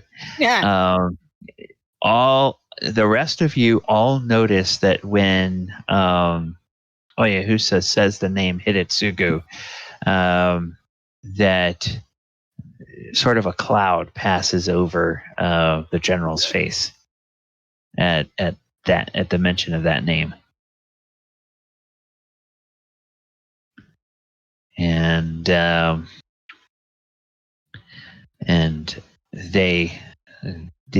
queen says, "Oh, Hidetsugu, that is a name that is known to us." And she looks towards the general and she says, "I believe, General, you have had some dealings with him." He says, "Yes, my queen. He is a terrible danger now, for the once noble and powerful Hidetsugu has become corrupted. In his corruption, he is even more powerful. It is the last..." Come to Go ahead. If Okay, Chris. Yeah, you're just having all kinds of audio issues today. I think your gain is turned down a little bit too much on this microphone, so you may need to put this microphone on push to talk because you might be lagging. So it might be a robotic thing. Let's let Chris deal with some of that. Somebody else chime in and say something. Yes. Not to mention, he has corrupted a dragon, one of the spirit guardians, no less.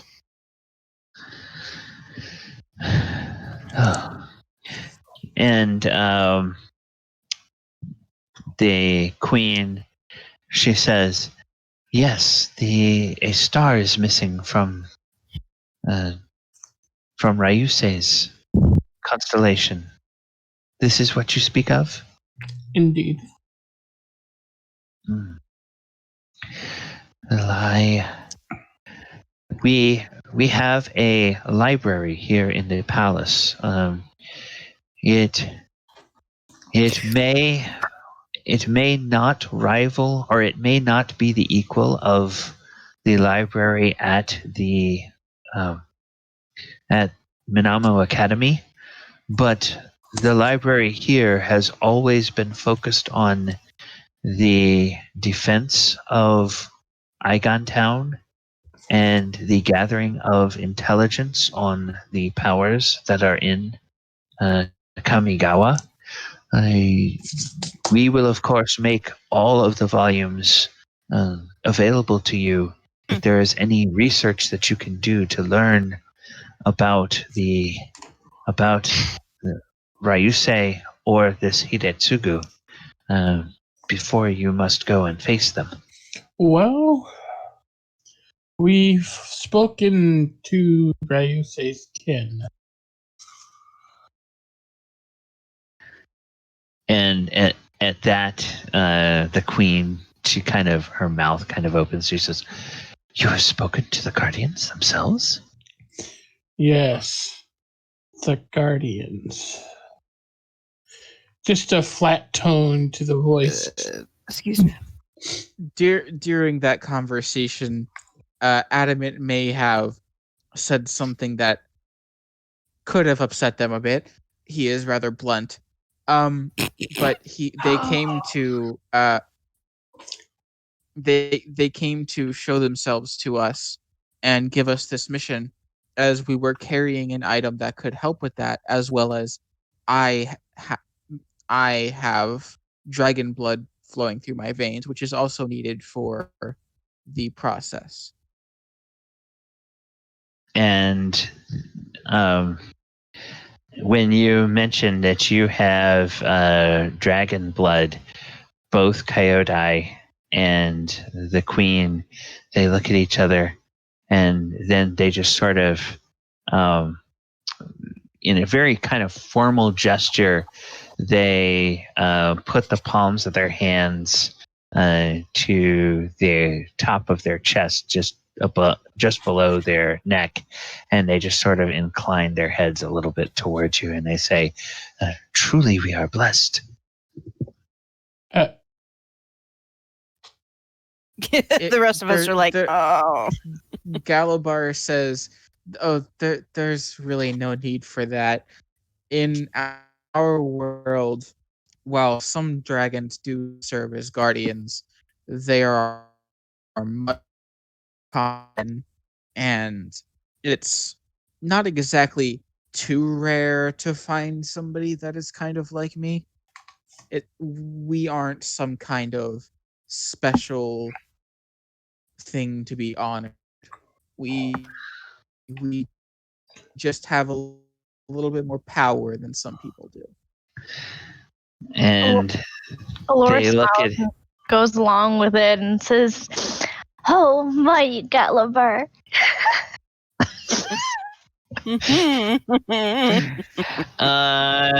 Okay, let me do a quick insight So humble check he on their. may. Okay, I'm gonna do an insight check here. Okay, the queen appears to think that Elora is being very sincere, and Coyote, her mouth just crinkles up, and she sort of puts a hand over her mouth, and you can tell that she's starting to giggle a little bit, and she recognizes that Elora is making a joke. And after a moment, the queen looks over at her, kind of scandalized, and then, they kind of look at each other, and there's like some kind of like little couple communication going on there without any words. And then after a bit, the queen kind of, her cheeks blush a little bit, and then she looks back at Elora and she gives you a grin. So Galar says, I've gotten enough praise today. I don't need praise. And they say, well, I am. I even when at home in our world, I get enough praise for being the.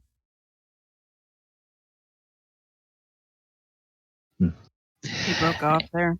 Yeah, he broke off there a little bit, but I will presume that he was saying being the champion of the arena. So, they will.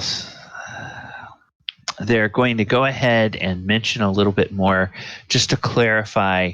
The general will chime in and urge you all to take advantage of the library at the palace, because you may find some. Sorry about that.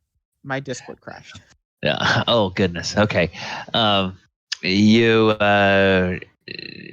He'll urge you guys to take advantage of the library at the palace, because you will probably find some tactical information that might be useful when having to go and face Ryusei. And he says that for his part, he would not go into a fight with a power like that without having every scrap of information he could find. So Agreed. So that there will be that opportunity to do that. Then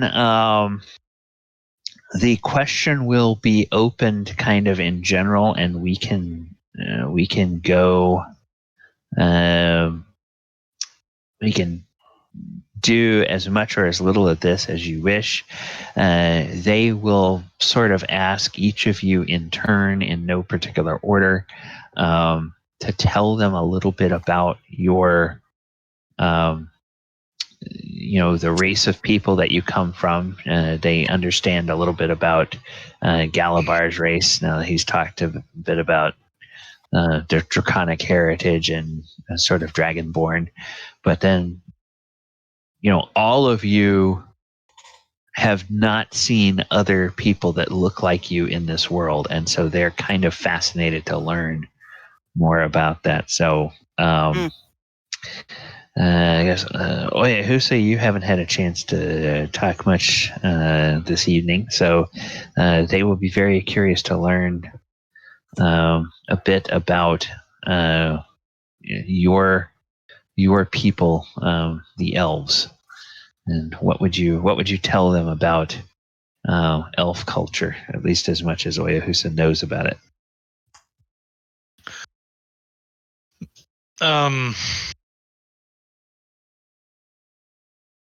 What about the elves would you like to know? There are many different tribes. Yes, and there are many kinds of humans in our world, and then Coyote says, "Yes, and the kami have many forms as well."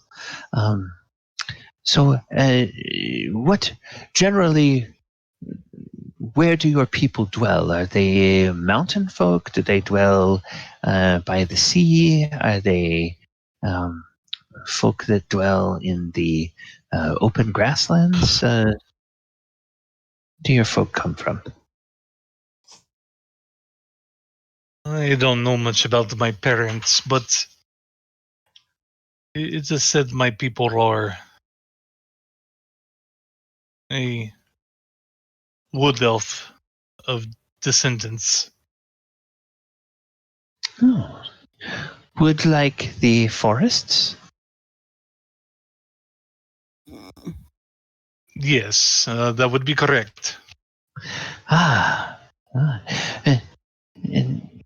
tell me, how do your forests in the world where you come from? How do they? How are they similar or different to Jukai Forest here in Kamigawa? I was not raised in that society. I could not really tell you. I have visited different wood elves establishes in cities, but it really depends on the region and the culture of whatever tribe it is. But I would say that wood elves, in the classical sense, live in a deep within a forest in a secret location, and they build their city amongst the trees, and they are quite large, massive, giant trees. Kind of a treehouse city, if you will. And there are beautiful gardens, and everything is well tended to, and is quite a natural marvel of beauty. And the queen nods, and she says, "I have heard that deep in Jukai Forest there are some villages, not cities for certain, but some villages that are made in the trees. Have you all seen any of those?" Mm-hmm. Yes. And are they as lovely as they say that they are? Out of character, are you which people are you referring to? The ones that were in the tree houses. Was that who was that exactly? That was that the Kitsune that were in that treetop so, village? Yes. Yeah. Okay. Yeah, but that question is basically open for any of you, so Oyo doesn't have to answer if he doesn't want to.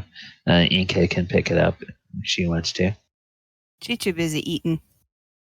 What was the question again? She was asking if the villages that she's heard about in the trees are as lovely as people have told her that they are.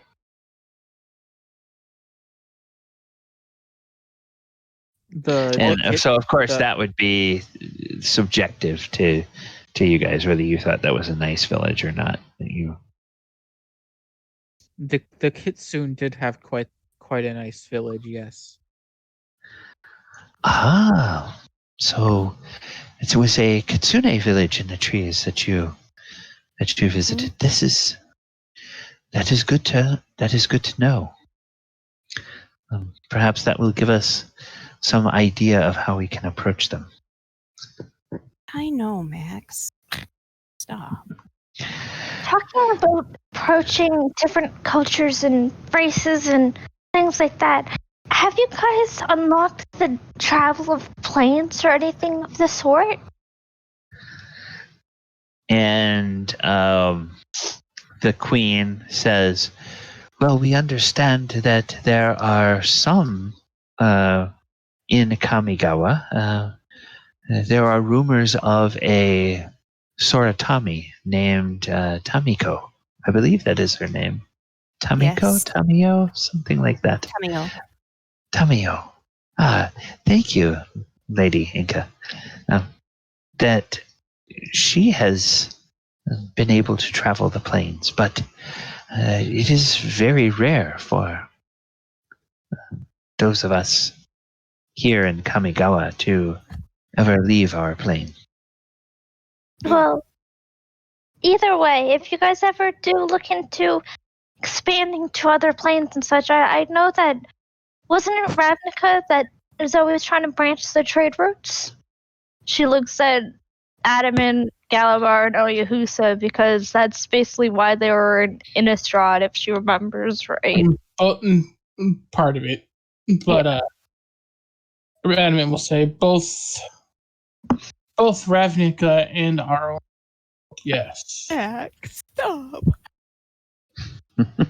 Sorry, my cats think it's 5:30. And so they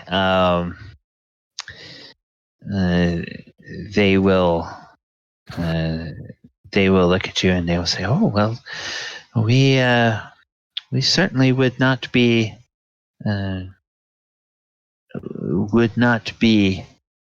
adverse to opening negotiations with anyone that ambassadors such as yourselves would recommend.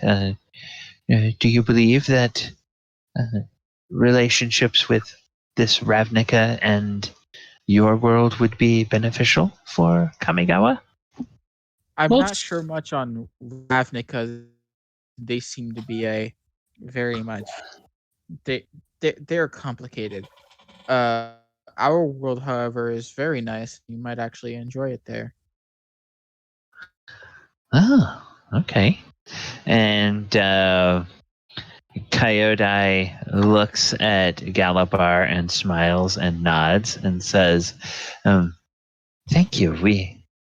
We knew we could count on you for an honest assessment."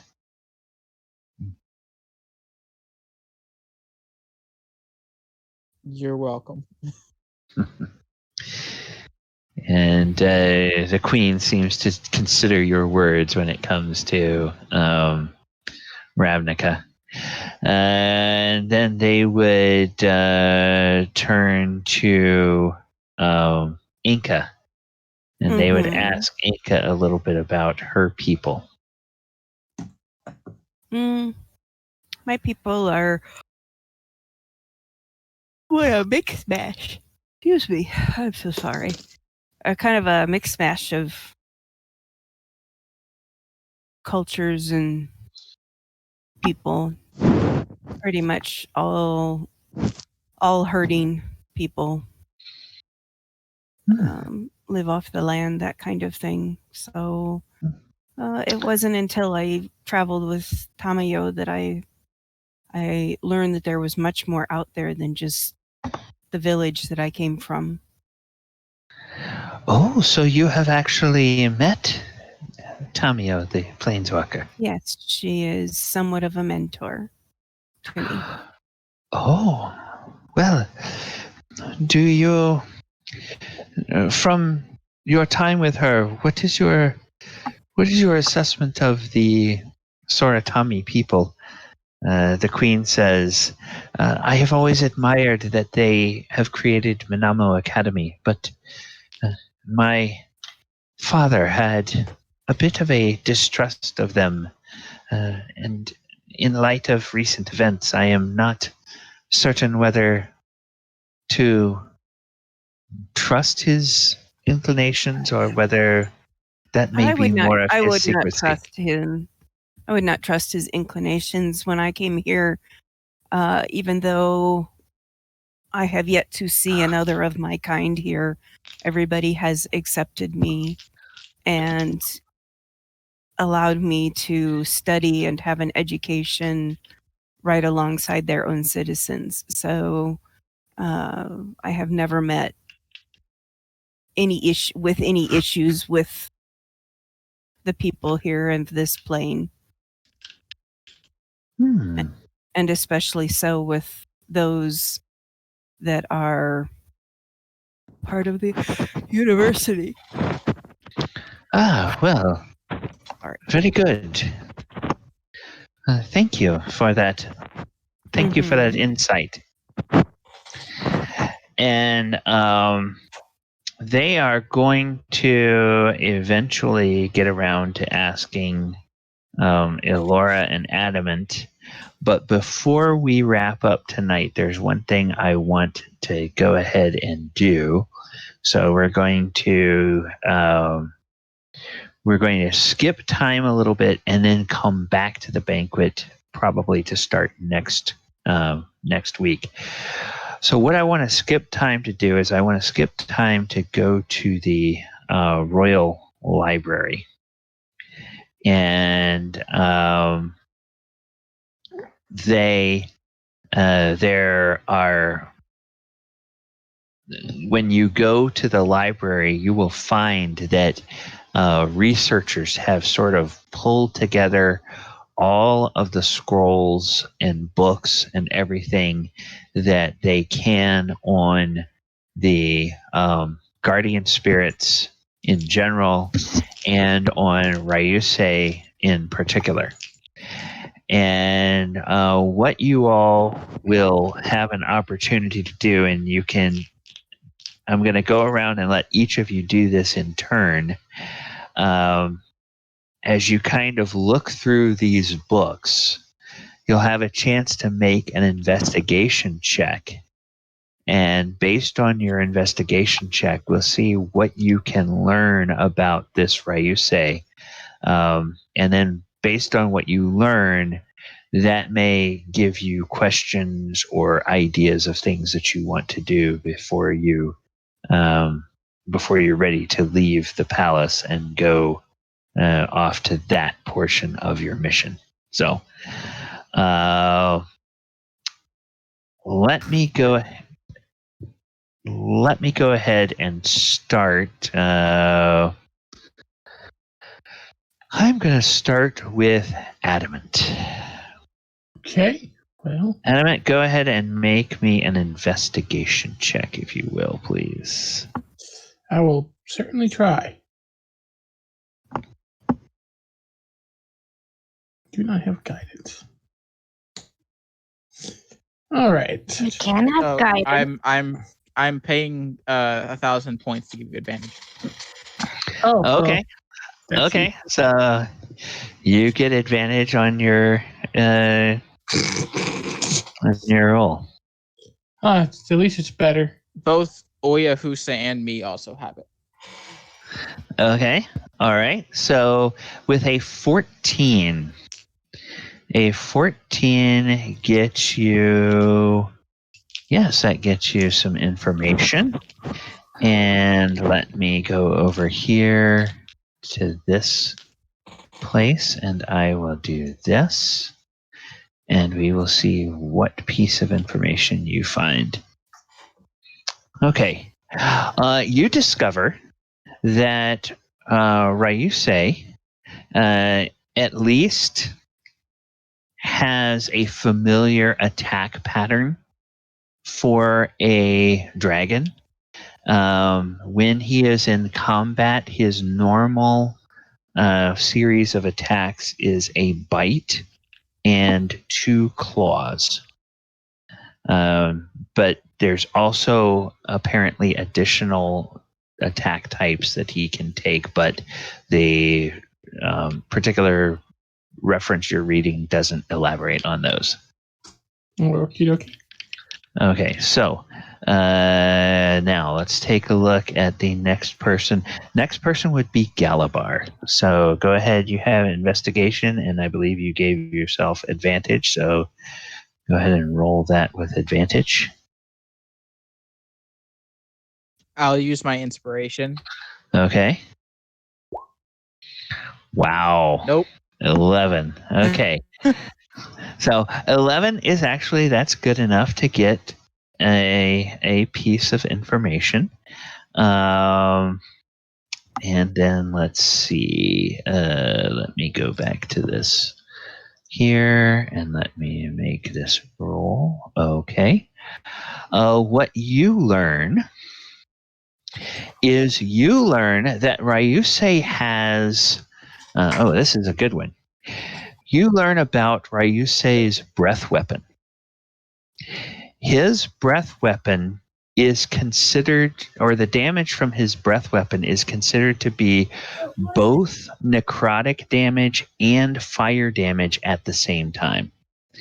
That means that without a saving throw, you would have to be either immune or resistant to both necrotic and fire damage in order to reduce any of the damage from his fire breath or from his breath weapon. Got it. So I'm saving the horn for the other one, so I'm not wasting it on him. Good thing I have resistance to both still. Okay. All right. So, and I'm presuming that as you guys are learning this, you're sharing this information with each other. Yeah. With the group eventually. All right, Elora, you are next up. You can make an investigation roll. With advantage, okay. Because I did the thingy in Twitch chat. Okay. Ooh, 19. 19 is pretty good. Let's see what you get with a 19. With a 19, you actually get 3 pieces of information. Oh god, this will be a lot to write down with nails. Okay, let's go. Okay.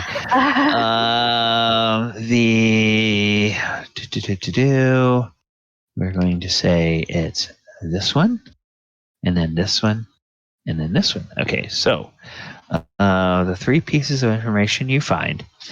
The first piece is that Ryusei is said to be a living mountain.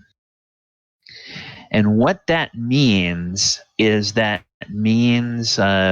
it's not said mechanically in these terms, but you understand it in these terms mechanically, that while Ryusei is in contact with mountain stone, he has resistance to all types of damage that are not psychic or radiant.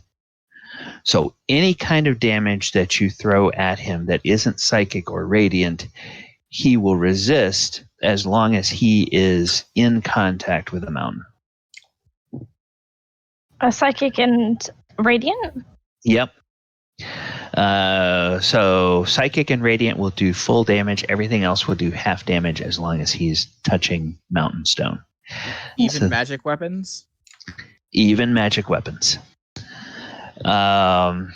The other piece of thing, or the other thing that you discover is like dragons from dragons as you would be aware of from the Underdark and dragons in the natural world, when they bite, there is always a component of extra damage that is related to kind of their breath weapon.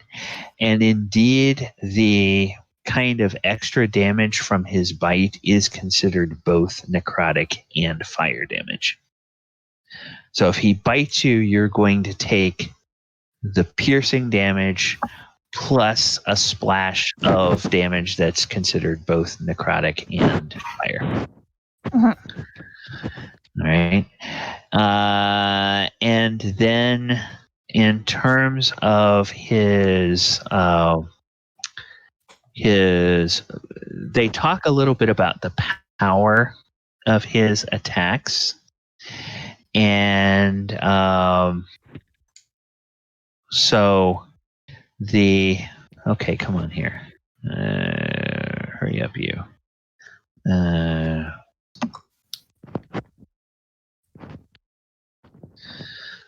I need you to not be a pain in the tuchus. Okay. All right, there you go. Finally. Damn character sheet. It's taking so long. Okay, it took so long I had to go back and look at what that was again. Okay. For his claw attack, in terms of the potency of that claw attack, they describe the damage, and she would interpret that he deals basically 2d6 plus 9 damage every time he hits with one of his claws. Okay. So his claws pack that kind of punch. Okay. All right. Then let's see. The next person is Enka. So Enka, go ahead and make an investigation check. And Guidance and with advantage. Okay. Okay, you have guidance and advantage. All right. Mm. –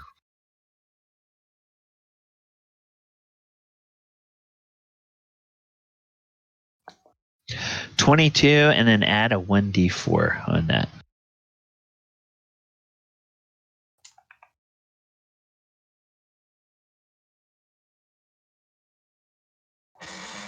Hey. Or 26. Okay. Excellent. So with a 26, you actually learn 4 pieces of information.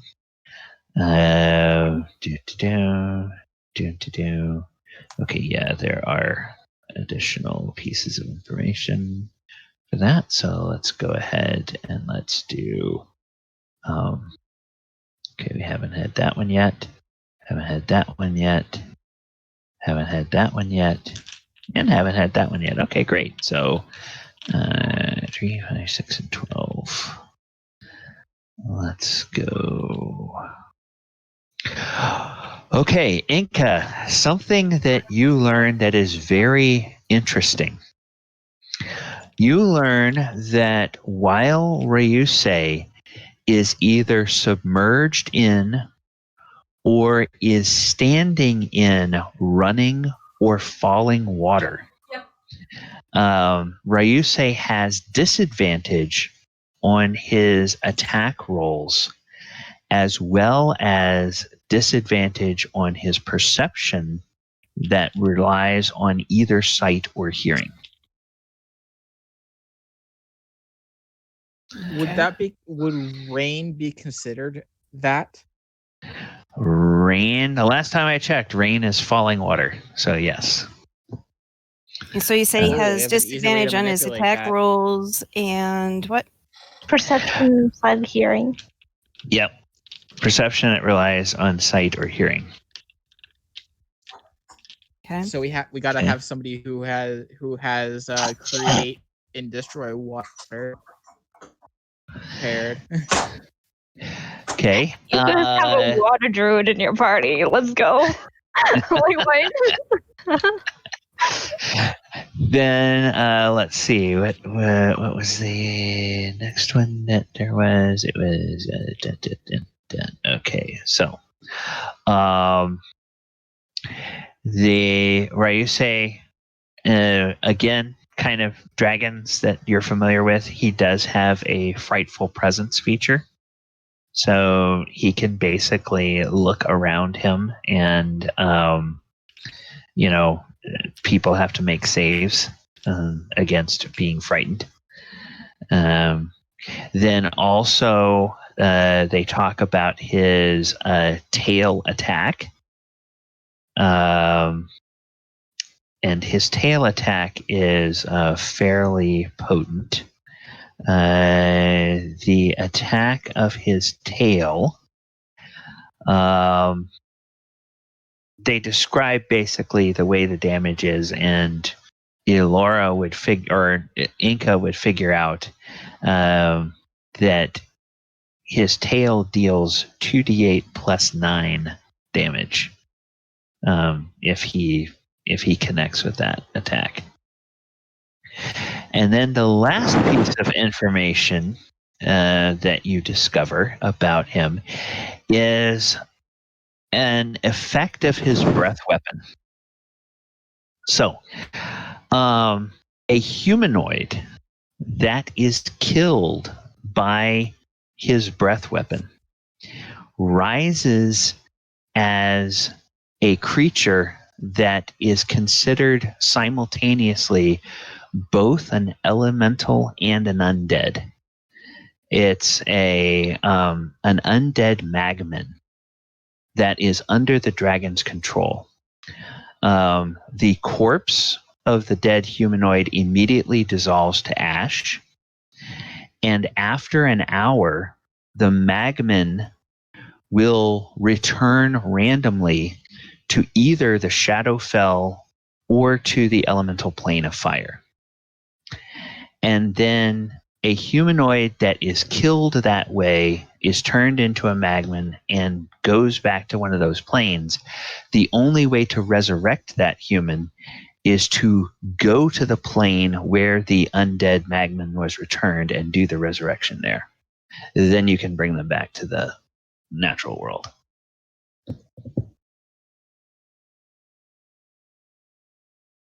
So you said it turns them into something An- and the undead? Yes, it's Right. an undead magman. Right, but you're saying it's raised as something and then undead. It's considered both an elemental and an Okay. undead creature simultaneously. I missed the So- elemental. Yeah, so basically think of what sort of properties an undead has, what sort of properties as an elemental have. This thing probably has both of those sets of properties. Gotcha. Okay. All right. That's scary crap. Okay. Then let's see. And Oyo. Go ahead and make us an investigation check, and we will see what Oyo knows about. What's the advantage in guidance too? Yep. Okay, so Oyo, you have advantage and guidance. So go ahead and roll a d4. Okay, so 20. All right.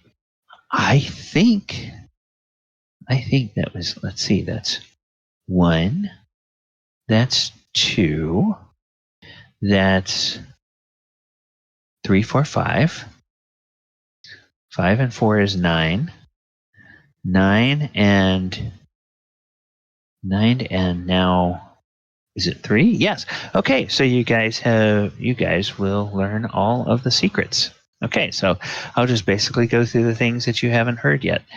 All right. One feature that you discover, Oyohusa, it's a feature that seems a bit familiar to you, except it works slightly differently. Ryusei apparently has a teleport through stone feature. So while he is in contact with stone, he can apparently teleport to an unoccupied space up to 120 feet away as a bonus action. And apparently that's also one of his legendary actions. that he has. You also know that, or you also discover that he has legendary resistances. And let's see. You also discover something about his wing attack, which again, kind of similar to dragons in the natural world that get wing attacks as part of their special attack pattern. What's his legendary resistances? Legendary resistances 3 times a day. If he fails a saving throw, he can choose to succeed instead. And then the wing attack, basically reading through, and they talk about the damage that inflicts. You figure out that means that it deals 2d6 plus 9 damage, and it also has a very good chance to knock you prone. And probably unless you make a saving throw of some kind. So you guys basically learn pretty much all of the all of that information, and because you uncovered all of that, I'm going to give you a bonus. I'm going to let you know, since you uncovered everything, his resistances and his immunities. So he is resistant normally to. Let me double check this. Yeah, he is resistant normally to force, cold, piercing, bludgeoning, and slashing from non-magical weapons. And that is even when he's not in contact with Mountain Stone. He is what? force, cold, and then piercing, bludgeoning, and slashing from non-magical weapons. So basically, that's what a lot of dragons have that kind of. It takes a magic weapon to hit them. Then damage immunity. He is completely immune, no surprise, to both fire and necrotic damage, since that is part of his breath.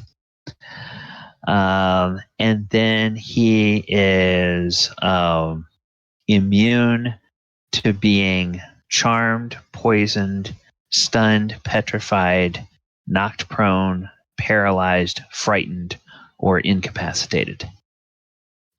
But otherwise, he can be hacked up just like any other enemy that you would face. He is sort of a legendary guardian of an entire plane, or at least a region of an entire plane. So he's a bit of a handful. You have Guys, to type. I have to go. I'm being. Okay. Okay. All right. So, Yeah. I'll go ahead and I'll summarize this stuff in Discord for you guys. Okay. Because then, as some of you realize, okay, well, maybe there's some things we want to prep for before we go into this fight. And you can figure out things that you want to do there. Okay, well, I'll talk to you guys next week. Chris, good to see you. Well, talk to you later, Chris. Take care. Okay, and with that, we have reached the end of our session, everybody. We will be back next week. Next week will be session 90 of this game. And we will go ahead and finish up anything they want to do with the banquet. See if there's any preparation they want to do, and perhaps, possibly, or possibly not, they might get ready to go try to face off with this guardian spirit. But first, we party. We Yes, party like it's 1999. All right. Hey, thank you guys for hanging out with us on the stream tonight, viewers and players. Is there anything coming up before next Sunday that you would want the viewers to know about? Happy birthday, Gypsy. Happy birthday, Gypsy. Yes, Gypsy. Her kitty. Oh, your kitty. Your kitty is having a birthday. Oh, okay. All right. She's Well, turning 1 year old on the 17th. Oh. a St. Patrick's Day kitty. Yes. So, well, just make sure that Meow. your kitty doesn't drink too much Guinness. No for its promise. birthday. Okay. As for this channel, tomorrow night, come back and join us 8 p.m. We are going to be doing Monster Monday all about goblins. Last week we looked at Mind Flayers, which is one of those monsters that can really serve as an antagonist for a campaign all the way from level 1 through level cap, because of the different flavors of Mind Flayers and the different sort of relationships with other kind of creatures that Mind Flayers have. And goblins is another one. Goblins can be a great low-level antagonist, but because they are a creature that has societies and culture and all sorts of different goblinoid influences, they can serve as a consistent antagonist for a party all the way up to level cap. Not your garden variety goblins, but we're going to talk about goblinoids and other associated creatures as well.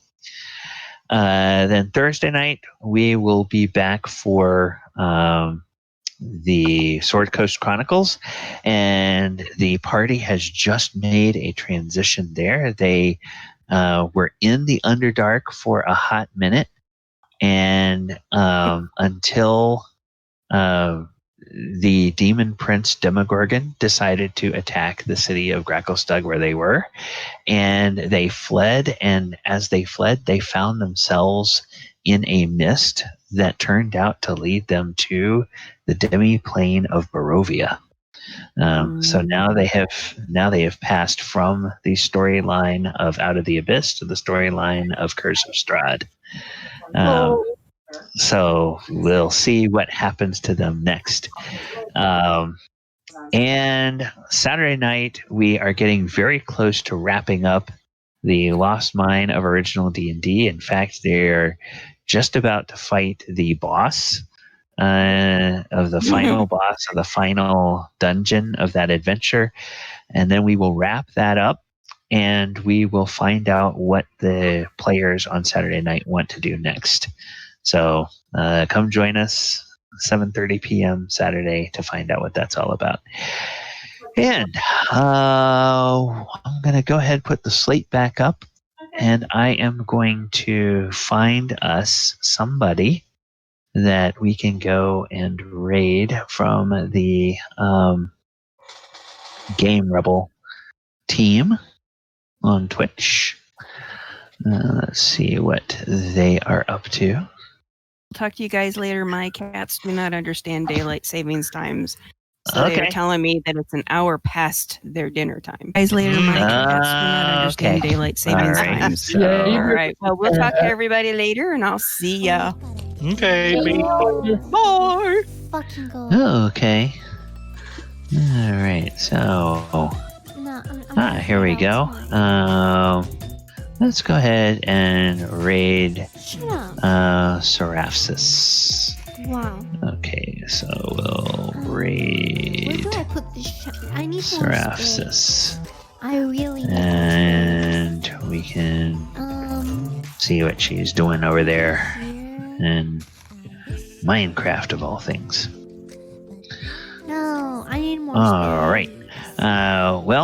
Viewers, thank you for hanging out, and players, thank you so much for playing, and we will talk to you all next Sunday, if not before. So take care, everybody. Sharpness, be no far through pose. Do you guys think I should